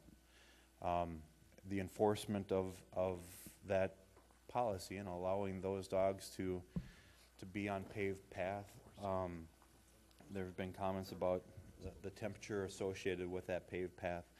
I don't know exactly how much of that paved path is going to be blacktop as opposed to cement, but the temperature concern associated with the wear and tear of the dog's pads, I think, again, would fall on the dog owner. If it's 104 degrees out and you're going to take your dog out for a walk and stop on a blacktop asphalt parking lot and let your dog run, you're just not doing your dog any favors. And ultimately, we have a growing community where we have a large pet population. I know and understand that your pet it's a pet and it's part of your family. And to allow that dog to walk with you as you're exercising yourself, I think is something we should encourage. I don't think we should sidebar the potential for creating a dog park as well. I think allowing the dog owner to take their dog on their walk where the dog owner is getting exercise as well is different than taking your dog to a dog park and just watching your dog run about. They serve two different sectors. Ultimately, I think it comes down to enforcement then, right? So we had a beer garden this weekend. We had a lot of dogs in the Village Green on the grass. With this ordinance, it wouldn't allow that to begin with. And maybe we pay attention to having people comply and enforce that a few times and let the word get out. I have no problem with that. We have ordinance for a reason. And if you don't think it's going to be enforced, you don't comply with it. So that's on us and our public safety to enforce. So I'm going to support it. I believe in supporting it and supporting that activity. We've talked about this in the Park and Rec. You know, potentially we can get the waste station cleanup areas identified. Is that going to solve that problem? No. But is that going to encourage somebody to maybe clean up if they are short one bag, or somebody sees a dog doing something they shouldn't do and the owner's not complying with just being a good owner, let alone the ordinance? As a private citizen, and I saw that, and I saw a waste station, I wouldn't have a problem, and I know others may, but I wouldn't have a problem saying, hey, can you just go get that bag and clean up after your dog, because I don't want to step in it, and I don't want others to step in it, and it's the right thing to do. I'd do that, and I'd encourage others to do that. So I'm going to support it. Tom? Okay. First of all, I'm glad to see the Veterans Memorial Park on there, but John, we need some more no dog signs in that park. Those signs that are up against the bricks, nobody can see those. So we need some on the side where the parking lot is, so that people can see that there's definitely no park there. And I've been in Veterans Park many times and told people when they have their dogs in there that they don't belong in here, and then you don't know how many people actually say some nasty words at me. There was a dog park behind Roosevelt Park, and I don't think that hasn't. Well, it's there, but nobody knows about it. It's all overgrown and this and that. There were a lot of dogs down in the park there on Saturday, Friday night. A lot of people that I talked to, in fact, my attorney said they left because there were so many dogs. And I happened to check the next day to see how much little damage was behind there. And there were some little damaged little things hanging around on that grass. But we've had problems at the Village Green there before with burnouts, because that comes from, I believe, and I'm not a veterinarian, don't want to be a veterinarian or a vegetarian, that it's either female dogs or one of the acidities in one of these dogs really burn out the grass. And there is a beer called Dogfish Ale, so maybe that's the reason why they came down to in the park. So I'm going to vote against this. Go ahead, Matt.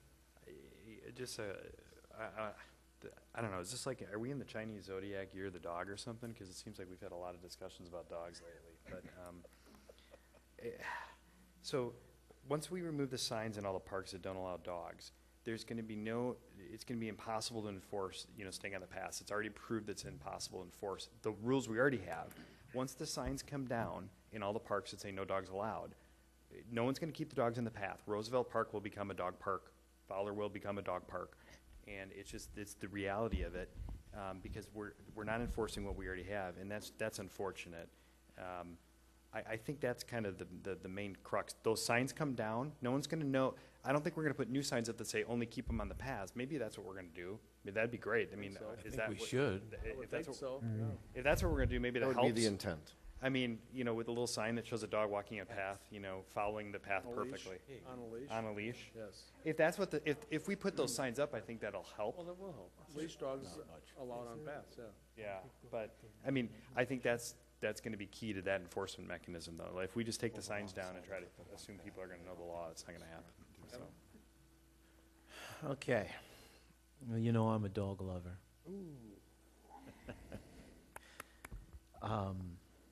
However, I believe that this really starts with the public getting the wrong information from the media stating that this had already had passed. It's happened on too many occasions, not just with this, but with some other things.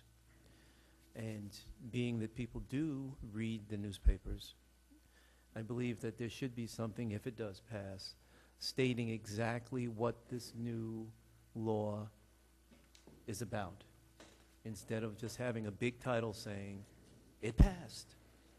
because then everybody's going to think, oh, I can get my dog to Fowler Park or to any one of these other parks.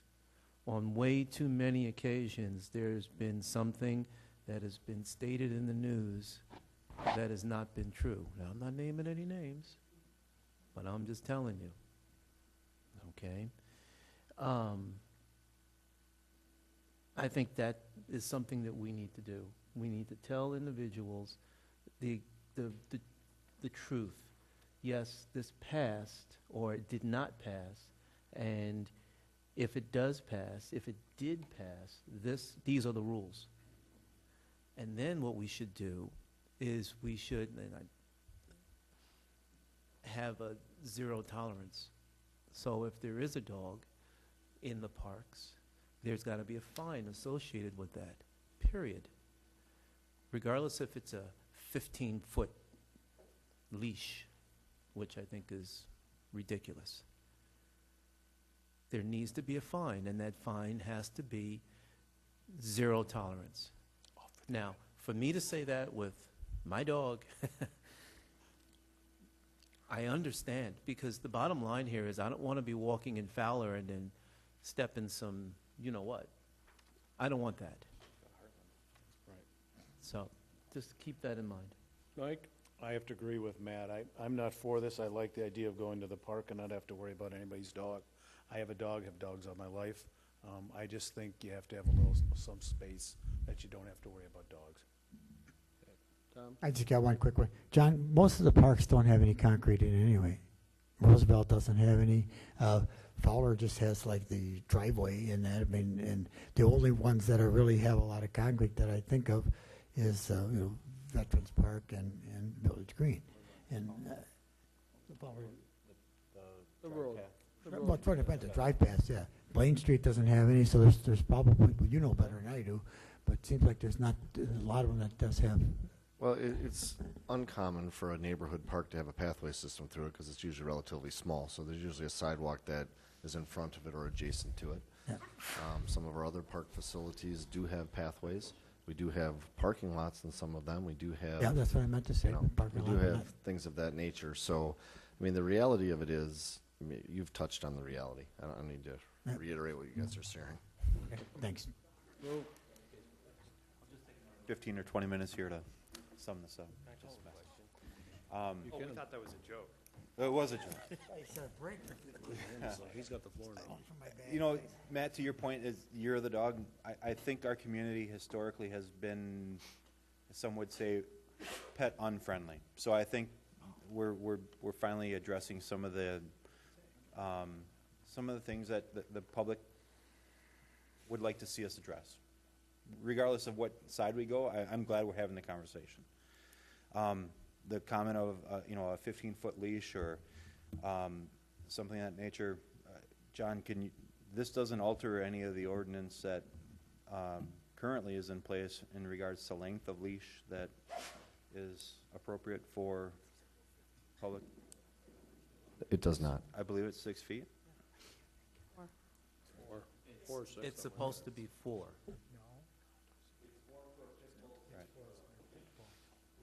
It's 4 feet for a pit bull and 6 feet for There's other only breeds. one type of dog. Yeah, it's 4 for a vicious, it's 6 for a standard. Again, from a public perception, and then I'll be quiet, we're not changing an ordinance to allow for an owner to bring their dog into a public place that they historically haven't by ordinance in an uncontrolled manner and in an extraordinary large amount of space. It is relatively small, but it does allow for the owner to engage in our system with their pet in a different way, and for us as a city to support that. Any other? Did you want to? You can. I'm tired of talking about what we can do to make people follow the rules. We got an ordinance here that I think will work if people follow it, and if they don't, they're not going to. So I'm going to vote for it. I have a couple things here.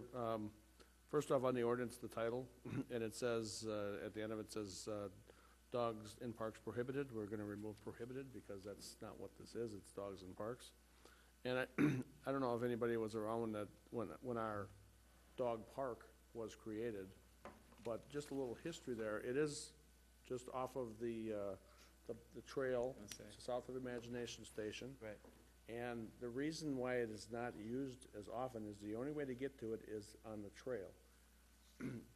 It's private property on the east side with Oconomowoc Square, and one of the reasons why it was never popular, or as popular, is because those residents on Oconomowoc Square, which is a private road, did not want people coming through there to get to the area.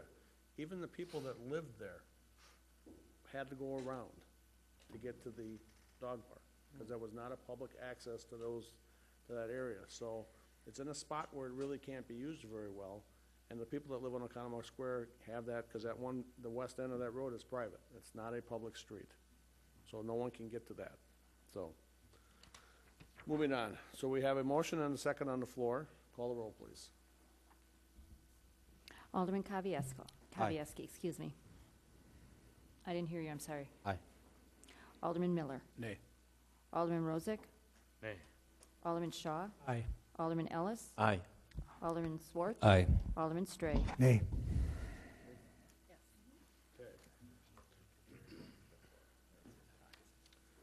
Item E, consider act on ordinance to amend the City of Oconomowoc Comprehensive Land Use Plan 2010-2030 for property located south of Lisbon Road and west of Brown Street for the Towner Crest Senior Living from urban reserve to high-density residential.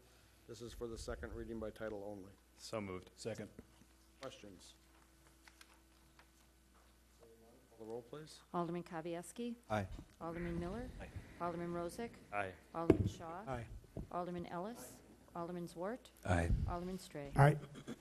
Next item, consider act on ordinance to conditionally zone recently annexed lands located south of Lisbon Road and west of Brown Street. Again, this is for the Towner Crest Senior Living, to residential multi-unit high RMH district. Second reading by title only. So moved. Second. Questions, concerns? Seeing none, call the roll. Alderman Kavieski. Aye. Alderman Miller. Aye. Alderman Rozak. Aye. Alderman Shaw. Aye. Alderman Ellis. Aye. Alderman Zwart. Aye. Alderman Stray. Aye. Okay, under new business, consider act on approving the City of Oconomowoc strategic plan. We need a motion to approve the City of Oconomowoc strategic plan. Second. Mayor, I'll introduce, and then Lori will Go ahead. go into presentation, so you could set up while I introduce.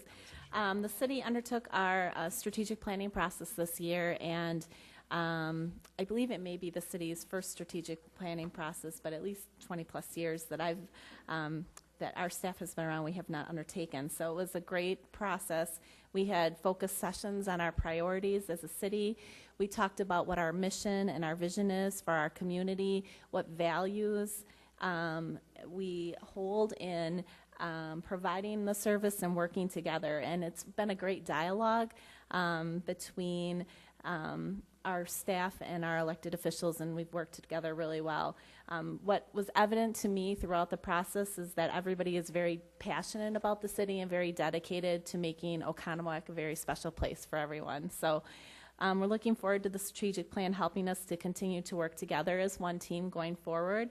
And it is a living plan. We hope to continue to report on progress. We expect to do updates probably on a quarterly basis, because new opportunities and challenges and situations come to the city constantly, and we need to continue to readjust and continue on our path. So we look forward to having this tool to help us as we chart our course moving forward, and as a tool to help communicate to the public. So with that, I'll turn it over to Lori to walk through a little bit more of the specifics. Great, thanks, Sarah. Mhm. I'm proud to present this strategic plan to you. I think that the document turned out wonderful. Everyone did a great job on it. The collaborative effort, as Sarah mentioned, was great to be a part of. So moving forward here, we take a look at, this is our final strategic planning document. So when we start out the document, we have the first page here, which is kind of the overview of the process that we went through. When you take a look at this charting the course page, you can see the different parts of the process that we talked about during our planning sessions. The very first part on the top, the marketplace realities, when we talked about what are the forces, outside forces, that are changing the city or things that we have to respond to. Things such as changing legislature, the business and public landscape changes that we're seeing, and the facts that the public wants to see more and expects higher levels of service as we move along. And then we talk about our funding constraints. The next part of this document shows what we see as our past or current state right now, things that we talked about in our sessions about our community growing, about our access to natural resources, the fact that we do have a safe and secure community. We talked about some of our aging infrastructure, and we talked about some of the the things that we lack as well, such as a united vision, or the idea that we may have been, or citizens may be resistant to change. So then as we move forward, we put together, the council put together and voted on their 5 strategic goals that we'll be working on in the next few years. So those goals are represented by the sailboats here. The next, and the sailboats move towards what is our future state, or what we had hoped to accomplish with this strategic plan, to make our city more vibrant and diverse, to be attractive for new corporate and tech headquarters, to be welcoming to retail and entertainment values, to be that destination for visitors, businesses, and home buyers. The next page is what we are our guiding principles. This is the way we will work together, the council, the department heads, and how we will work with the citizens. Our guiding principles include the fact that we are a team, that we will show teamwork, that we will work with integrity, that we strive towards excellence, that we are working towards clear and open communication with the council and departments and with our citizens, that we strive to be creative and innovative, that we focus on the safety of our community and our employees, and that we're accountable and take responsibility for our actions and follow up on our commitments. Our strategic plan is one that is easy to read and will be easy to publish to our website because it is presented in a dashboard form. When you take a look at it, you'll see all of the pages start out with our mission, vision, and guiding principles. Now, when you see the one on the board here, you see that we still have, our mission is, there's 2 of them on there. So tonight at the Committee of the Whole, we did talk about the mission and vision and decide on which one will show up on this final document when we publish it on the website. So the mission that the council decided on tonight is to maintain a high quality of life by providing safety and excellent service to our community. The vision choice for the strategic plan is to be Lake Country's, there's a typo in there and I'll fix that. I'm sorry, I'm reading it. Lake Country's premier destination to live, work, and play. And again, the guiding principles are on there.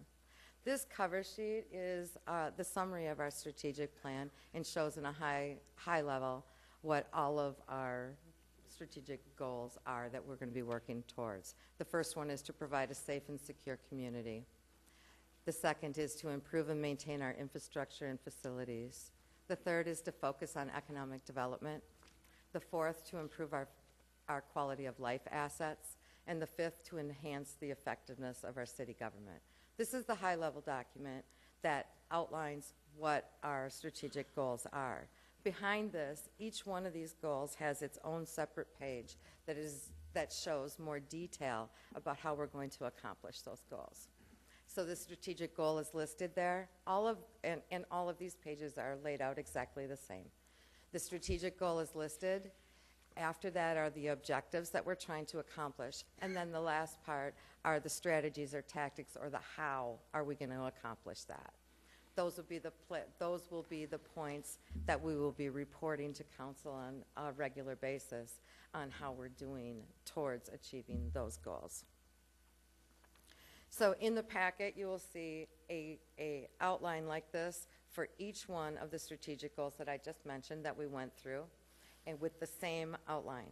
This is the sheet that shows you more detail as we go through them. It's the same for every one of these pages, but it's easy to read. It's not like reading a 100-page document, you know, that you have to sit down and read. This shows you at a glance what it is we're working on and what it is we're trying to achieve. With that, the next steps in this is to publish this plan and communicate it out to the community. We would publish it to the city website. We would share it with the community through our city administrator, mayor, council members, the Chamber of Commerce. We're also preparing a regular report out schedule for the city council. That's not prepared yet, but that is part of our next steps. We are currently developing our SharePoint site for tracking the progress on every one of these activities. And we will be integrating this plan into our CIP and budget documents that you see this year. This, as Sarah had mentioned earlier, is meant to be a living document. So as new opportunities and projects come through the door, we will meet on this, and you will have an opportunity to update what is in the strategic plan and what you want to have us working on in the future. With that, we're looking for approval on this project tonight, and that's all I've got. Thank you. Thank you, Lori. One of the things that we discussed, and there's been a lot of discussion about how this is laid out, and I think what you have on here, I think it's important to since this is a living document, this will be this is a blueprint, basically, of how we want to do things, and there will be changes and priorities and whatever else is going to happen. And, you know, if there's new initiatives that come up through community involvement and things like that, I think it's important that we get this approved to put it on the website and let the community review it. Let them look at it, let them see what we've done, have them come back with ideas, and as we review this, and like you said, quarterly, we will be looking at this document and coming up with new suggestions and reprioritization and things like that. So I think it's a very good start, but it is a start, and it is going to get us into the budgeting process and the capital improvements process and getting our work that we need to do now, because we're getting into that time of the season where we have to come up with our expenditures for the next year and how we're going to balance the budget and things like that. So I think it's important to get this thing out there and let people start to digest it. So, Charlie? When somebody comes through with another initiative and it might change what exists in the document, how will that happen? Will that have to be done through an amendment process? How do you change the document? What I envision is that we would, we'll have a dialogue at probably a committee of the whole to determine what new things that we need to consider, what things we may need to adjust, and then I'm not sure if we need to come back through and formally amend it at the council level.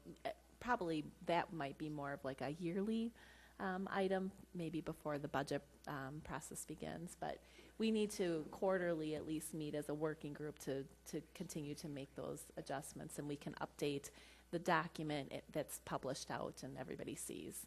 And I think any input from anybody, from the council, from the community, from department heads, from whatever, should come in so we can see it in a comment and say, this is an idea.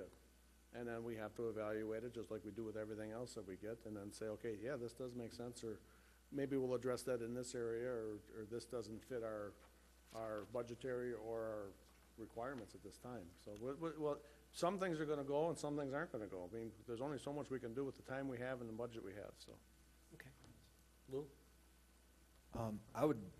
I'd like to say thank you for bringing this forward. I know this was an initiative that you brought to the council and helped shepherd that through. I think this document will help us as council, will help the city see where we're going and stay on task. The milestones and the pathway that's in front of us with all of the good things, and I think there maybe have been a council member or two that thought, and hopefully their mind has changed, that this document might have been kind of foofy. But Foofy? Google it. But I think it did a nice job of really solidifying some of the things that we've talked about at least from my eyes and ears over the last year that I've heard the community talk about since I moved here back in '98, and to be able to identify and see that will help the community know that we have a plan, and this isn't just the first plan. We've had a plan for a long time that has guided us, but this is a public This is the first statement. strategic plan that Correct. covers everything. With all of that positive behind this, I still would like to see, before we officially adopt this, knowing that this will be our guideline for the start of our financial budgeting process, before we officially adopt it, I would love to see this published out to the public and let them see it before we have put our stamp on it, so to speak. I think it's the right thing to do to say, here's what we've gone through. We've put a lot of time, energy, and thought behind this. I don't see this necessarily changing, but here is what our take is on this before we approve it, and address that in our July meeting as an official approval. I think we can get this on the website relatively quick, and I think the way that we engage with our community will have set a nice tone that I think has been expressed again. Hey, did you hear they did blah, whatever it is. It may or may not have been good, but they just kind of rammed it through. I know and you know that this hasn't been rammed through. We have put a lot of time in it, but the community hasn't been part of that process. It's been within our walls, and this will give a chance for our districts and our friends and the community as a whole to see it before we final approve it. Any other comments? I think Lou brings up some good points. I do like the idea of letting the public see this and make comments on it. I think we should move forward with the budgeting process the way it is, but be willing to adjust if something major comes up that we can all agree on. But there's a danger of forever just analysis or paralysis through analysis if you just never get there. So I think we should move forward. I think we should hold off on finalizing it, but we can move forward with the budgeting process the way it is so that the public has time to comment on it. That would be my recommendation, is to publish it, take comment, and let the staff move forward the way it is. I don't think it's going to change much. My concern is that if you have multiple comments and then you have aldermen that are they're getting different opinions, which is, they're right, but it'll never get approved. It'll still be out there in limbo, so we really don't have the results of what we need. This is out there. I mean, we can call it a strategic plan, but if it's never approved, nothing on there really is set in stone. It's never set in stone, but it's not, taken care of. I think the best way is to put it out there as an approved document, and then as people review it, take that information and modify it and improve it. So I think that just makes sense. Matt? Yeah, that's an you make it actually kind of an interesting point, though, Derek. I wasn't even going to say anything. Lou then started poking me. But this isn't really like a legal document, so what if we approve it or not approve it? Doesn't matter. It's a And plan. we're saying we're going to evolve. It's going to evolve anyway, right? Because there's a lot of stuff in here I don't agree with at all. Okay? I don't think there's a lot of stuff in here I don't think we should be doing or focusing on, but I'm hoping that we're not bound by these things, absolutely, and I don't think that's the goal, so I think we can adopt it. I'm probably going to vote to adopt it just based on that, and there still is a lot of frou-frou in here.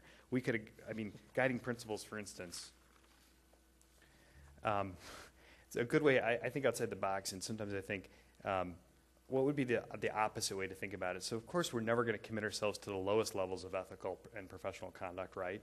So, so if you take the reverse side of these things, you're never going to do the opposite. So, these guiding principles are great. Some of this stuff is great. We spend a lot of time getting that stuff. It doesn't really help us. I think The better stuff we did end up getting was some of these actual point-by-point plans. Details. Yeah, the details is probably the best thing that came out of it.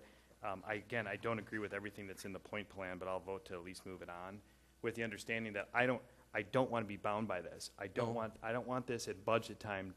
I don't want someone to say to me at budget, well, no, the taxes got to go up because you approved for a sub 5 here. I agree. In your budget. In the Gives them strategic guidelines plan. to go on, though. This is supposed to be a guideline. It should evolve. That's my point. It is a guideline. We got through It's a- budgeting without this it's a before. plan, Right. you know, there- Right. And that anybody that's worked with strategic plans know that they evolve.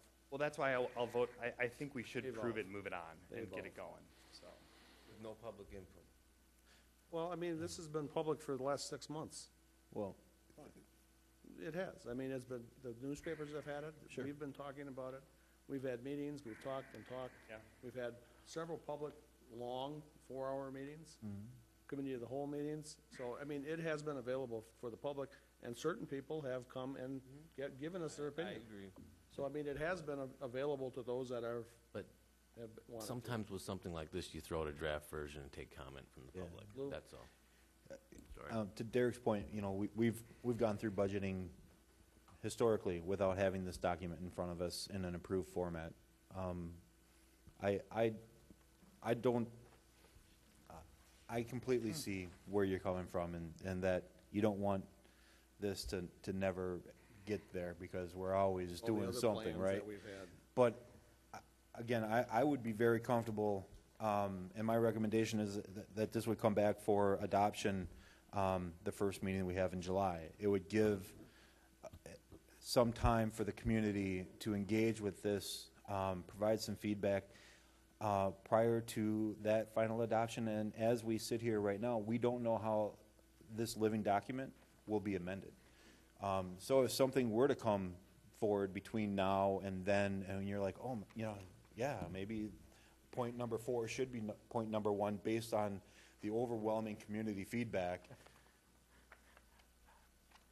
Our guiding principles are: we are one team building community strength through collaboration. We promote clear and open communication. So if that's the goal, that's our guiding principle, then I think you guys are right, and we should put it out as a draft and maybe not approve it. Do we want to have clear and open communication with the public or not? I really like the words you use. Oh, just saying. I'm all for moving this thing on here, because there's a lot of stuff that we've been trying to work on for years in here, and I think this is going to push it ahead. Plus the fact I get seasick seeing it, see all this blue I mean, sails around here. What's going to happen is you're going to have people look at certain aspects of this and say, well, why isn't the Highway 67 underpass done? And they're going to be pushing that and say, let's move that to the, you know, there's going to be saying things that certain people are going to want something, certain group isn't. And then we're going to sit and debate it, and if we have a blueprint out there for people to see of what our plans are, and it's approved, not approved, you know, how, not like Matt says, Sure. locked into, but this is our roadmap. Yeah. Because this is really what it is, it's a roadmap. And you approve the roadmap, and then you can change things as people bring up suggestions, if that's deemed what the council wants. So, I mean, I just think it makes sense. We have, like Tom says, we have things out here that have been on the wish list for a long time. And it's still gonna be out there, and certain people are gonna like some of it, and certain people are gonna hate some of it. But if it's there, and it's presented, and it's published, and it's said this is the approved plan, then it's something that we can look at as people come up with suggestions. Sure. Again, with understanding that, and all due respect, I'd like to make a motion to publish the strategic plan as presented on the city website, and postpone the official adoption until the first meeting in July, to give the public the ability to see it before it is official. Do we have a second? I'll second it. Question I have is, what if you just said to publish it as a draft or whatever, and then approve it in July? Go for a vote to adopt the official document. How long are we gonna hang this thing out there to not be approved? Because what if we don't all agree in July? I mean, that's the thing. This is something that we all already approved. We already agreed this is what we want. Sure. Again, I think it's you're a trying to- living document. We haven't identified how it would be amended moving forward. I think engaging with the public in our open communication, knowing from the council standpoint as we're starting the budgeting process that these are our guidelines as they currently stand. All of that on the table. I would still like to provide the community the chance to provide feedback before it becomes officially adopted. And honestly, as a council member of this city, any input that I would get from a resident in my district or within the city for why certain things are listed here, I would welcome the chance to explain that to them. I think they're due that, and I think I'm the person that they should hold accountable for that, and I should have those answers. Okay. Question for you, Stan. There's been a motion to publish it but not approve it. Right. If it's approved, okay, it's done that way. If it's not approved, do we have to revote again to say we want to publish it, or is this an amendment, or how do we do this? I understand the motion to be, do not approve it tonight. Delay approving it until you publish it, and then come back on the 17th and determine whether or not there's input from the public that would change your mind in terms of what you want to approve. Okay. That's how I read it. I'd like to publish it now Right. as a draft document. That's what I'm saying. Yes. Yeah. But what if it gets voted down? So what? This gets voted down, then you can have another motion to approve it tonight. Okay, you can. I just wanted to make sure you could do that. That's why I wanted to make sure. Okay. So we have a motion and a second on it to publish it but not approve it. Okay? Not adopt it yet. Yeah, basically, okay. I will second that. It's already been seconded. Seconded, you did get one. Good. Then can I make a comment on that? I think, I actually got to agree with Lou on this one. I think this is a really good idea to put it out there for the public to see first before we adopt it. I don't think it's going to change how we're going to go about budgeting. We would still do the same things. I think it's in the best interests to do that. Okay. So we have a motion and a second on the floor. Any other comments? Is this going to affect the budgeting process at all? No, we'll move Should be fine? forward. Okay. Budget like it's in place. Yeah. Okay. And the budget's not adopted until November. You'll start November, so- talking about it okay. in September, so we got to start that So process, is- but we can manage through that. Since we don't, That's not a since we don't problem. meet for another month, because we don't have a meeting, city staff can assume this is the approved thing, okay. I would. Okay, we have a motion and a second on the floor, call the roll. Alderman Kavieski. Aye. Alderman Miller. Nay. Alderman Rozak. Aye. Alderman Shaw. Aye. Alderman Ellis. Aye. Alderman Zwart. Aye. Alderman Stray. Aye. Okay, so it's going to be published with the corrections that were made, and then, I guess the question is, how do we take feedback? I mean, Oh, they'll find Got a us. funny feeling my Yeah, I'm phone's pretty going to sure ring. they have They'll some phone find numbers but I mean, and if you emails. get feedback, I mean, it doesn't have to be a central location so that the feedback all comes to the same place, so we all get a story.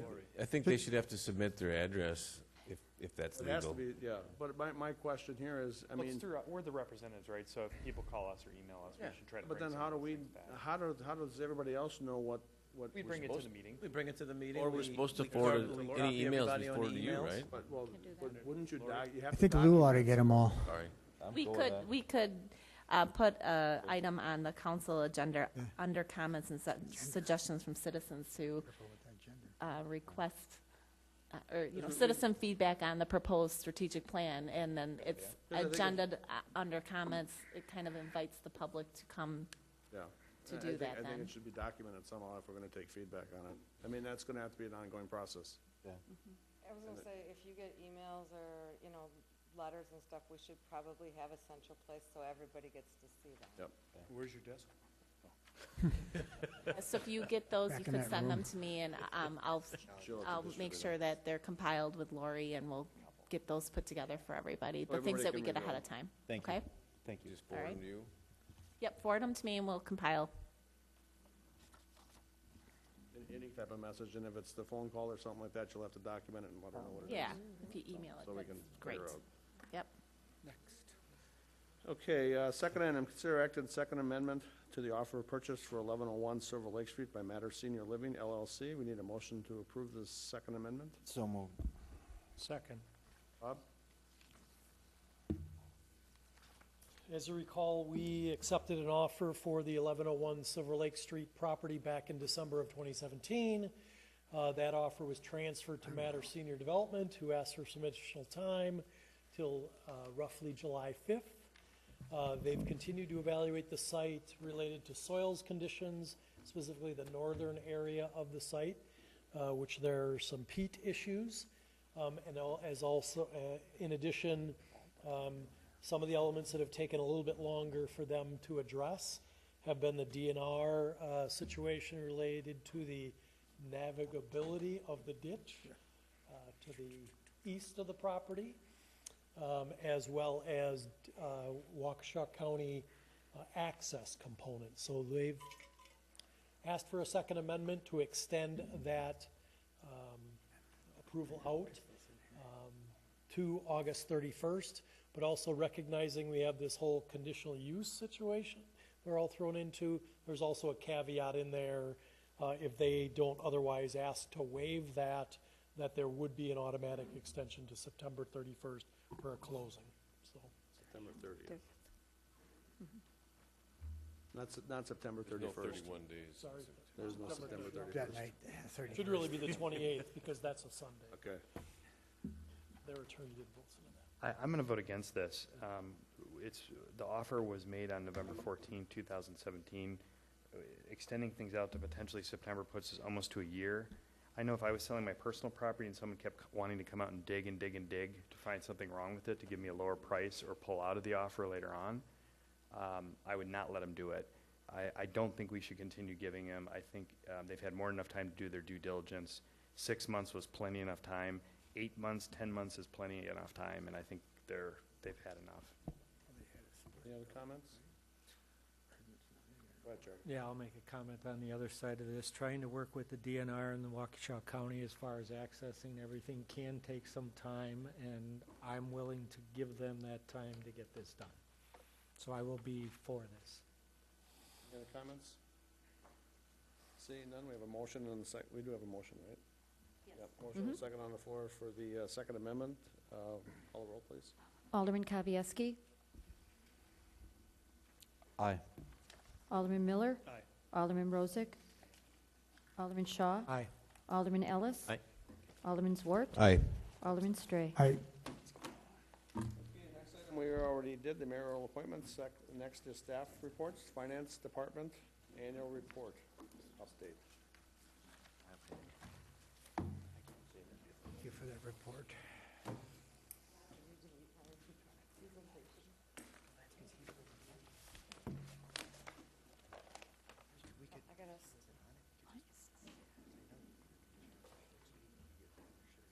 Broke down. Son of a gun. Well, I have it on a USB stick, so you guys don't, we're still gonna do it. Oh, come on, really?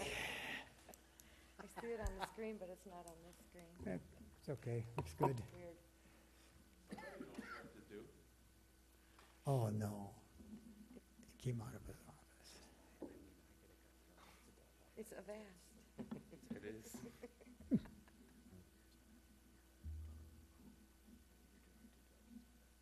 Somehow the screen got extended. Yeah, it was over there. I gotta be able to see it here, I can't read it. All right, one more shot at it. Move to adjourn. Charlie, you're in charge. You can take a motion to adjourn. Yeah, I got it. I just needed a second because my back's. You rock, Ivan. Time doesn't start till now. So, It's back. we're finally ready. Well, that was a great meeting. Wasn't it good? Okay, so it's my turn to do my annual report to the council. So the finance department is made up of 5 components. We'll start with accounting. We'll do just a brief overview of highlights of 2017. In our accounting division, we did a lot of RFPs this year. We did a RFP for audit. We did an RFP for the strategic plan, and we did an RFP for impact fee study update. They were successful RFPs, and we got some great firms through the process that we used. The accounting department is responsible for financial analysis, accounting, and reporting support for many of the large projects that go on in the city.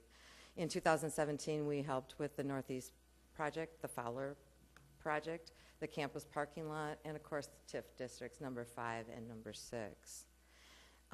We also won a couple of awards from the Government Finance Officers Association. 22 years in a row now we've taken the Certificate of Achievement for our CAFR, or our Comprehensive Annual Financial Report, and the 4th year now for our Popular Annual Financial Report. We are one of only 4 governments in Wisconsin that receive this award, so that's pretty good. Also, Christine in our department was awarded a scholarship to attend the National GFOA conference in. I went there. Las Vegas? Where'd we go? We went to St. Louis. I'm sorry. Okachi? In St. Louis this year. Okachi. In Okachi. Yeah. Exactly. Sullivan. Another division of my department is Human Resources. This year, the Human Resource Department worked with their Civic HR software on our application tracking. Tony's been working to improve this software and work with the software to better select qualified candidates when we have applications out there. This year they hired 4 full-time and 45 part-time employees using the new software. It looks like it's going over well. The routing is better. The routing to the managers and HR is better, and it gives us a chance to do some scoring of the applicants and testing as well. Another function of our HR department is really payroll and benefit compliance. In 2017, we issued 343 W-2s, so that means our HR department needs to be experts on payroll and benefit policies, the law, the rules, and the governance of these kind of benefits, and make sure that we are in compliance with these items.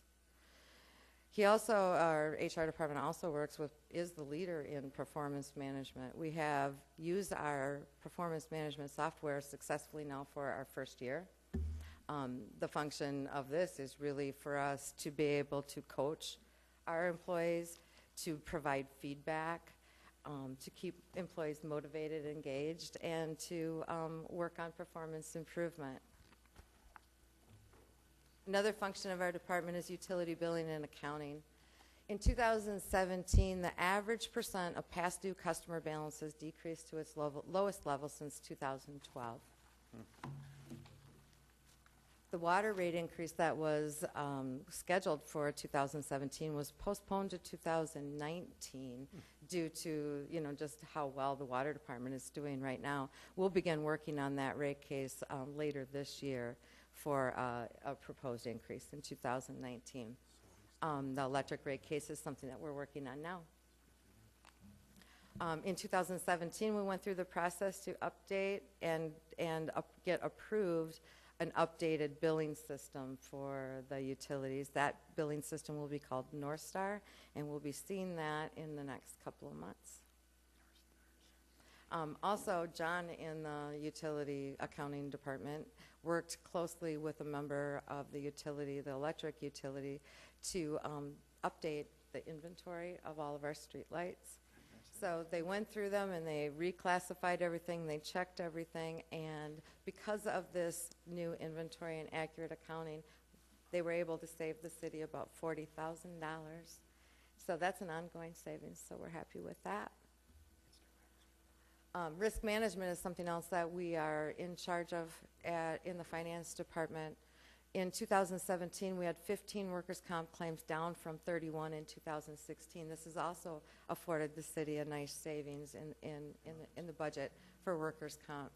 We also work to improve our work injury claim forms and have repositories in all of the city buildings so that employees know where those forms are, so that our reporting is being done as quickly as possible. In employee health and safety, we have updated our emergency procedures. We've practiced fire drills and tornado drills, and we held our employee health and wellness screening in 2017. We also work with the insurance company on claims that come into the city. We settled several large claims in 2017. New claims filed were 7, and claims settled were 4. Technology is a piece of this department as well, and in 2017 we welcomed our new IT coordinator, sitting over there, Ivan. Ivan, in 2017, his major jobs as he began this new venture here is to be our help desk, is to provide user training and project support. A big project for last year that Ivan was involved in was getting our new phone system implemented. It doesn't seem like as daunting a project as it is, but it took a great deal of time and training of employees as well. So that is a project that is finished. Work in progress is currently we're working on implementation of Office 365. We're working on the city intranet site or our SharePoint site. Ivan has been doing cybersecurity awareness training. He actually has a class for all of you as well. We'll look forward to that coming up in the next month or so. And then we're working on live streaming of the council meetings. Currently, we're uploading to YouTube. We're looking to be working on the live streaming to Facebook and YouTube. Not Facebook, just YouTube. Okay. Starting in July. 2018 projects, software. We're working on the North Star utility billing software. We are getting ready to implement our on-base document management software and agenda management. We currently have an RFP out for new accounting software. We'll be taking a look at those proposals and bringing that to you shortly. And we're working on Office 365 and SharePoint. We will begin working on water rate case later this year to be effective about the middle of 2019. We are working on the impact fees study update and preparing the electric rate case, which the utility committee will see later in July. And there's my hardworking crew. I want to thank them and thank you for letting us serve the city of Oconomowoc. That's all I got. Thanks. Thanks, Lori. Good job. That's not PowerPoint, that's Prezi, isn't it? That's a Prezi. Yeah, that's pretty cool. Any other staff reports? No, there's not. No other staff reports? Reports and comments from Alderman? Matt? One comment, Mayor. During the discussion about the path engineering, I noted a fact that Rickert Mielke was our city engineer, and there's something that's been discussed in the past. I don't think it was inappropriate to make the comment. I was not suggesting that there was any undue influence, but I do think it was appropriate, and I know me and other past aldermen have talked about that a lot, and I think us just drawing attention to that is not a bad thing, so long as it doesn't go beyond that. So that was the purpose of my comment, and I don't think a rebuke was necessary for that. I think it's something we should think about. Whenever there's potential conflict, it's certainly something that we should think about as we're making a decision. So, and if that's where it lies, then so be it. So, any other comments? Lou? I'd just like to thank Lori and her staff as one of the departments that impacts all other departments in regards to day-to-day operations, and you guys do a great job, so thank you. Anything else? Reports and comments from the mayor. We do have an election coming up in a few weeks, so the next time we have a meeting, we will have 8 aldermen again, which will be nice. 8 alder persons, sorry about that. And regarding the Rupert Melka thing, it wasn't the fact that they bid, it was the presumption that there was something underhanded. I never made that. But part, the way you that said was- it, it did. It sounded like that, so that was the reason I said that was enough. Yeah, So, we'll let it go from there. Okay. So, everybody enjoy the 4th of July, and we need a motion to adjourn. So moved. Second. All in favor? Aye. We're adjourned.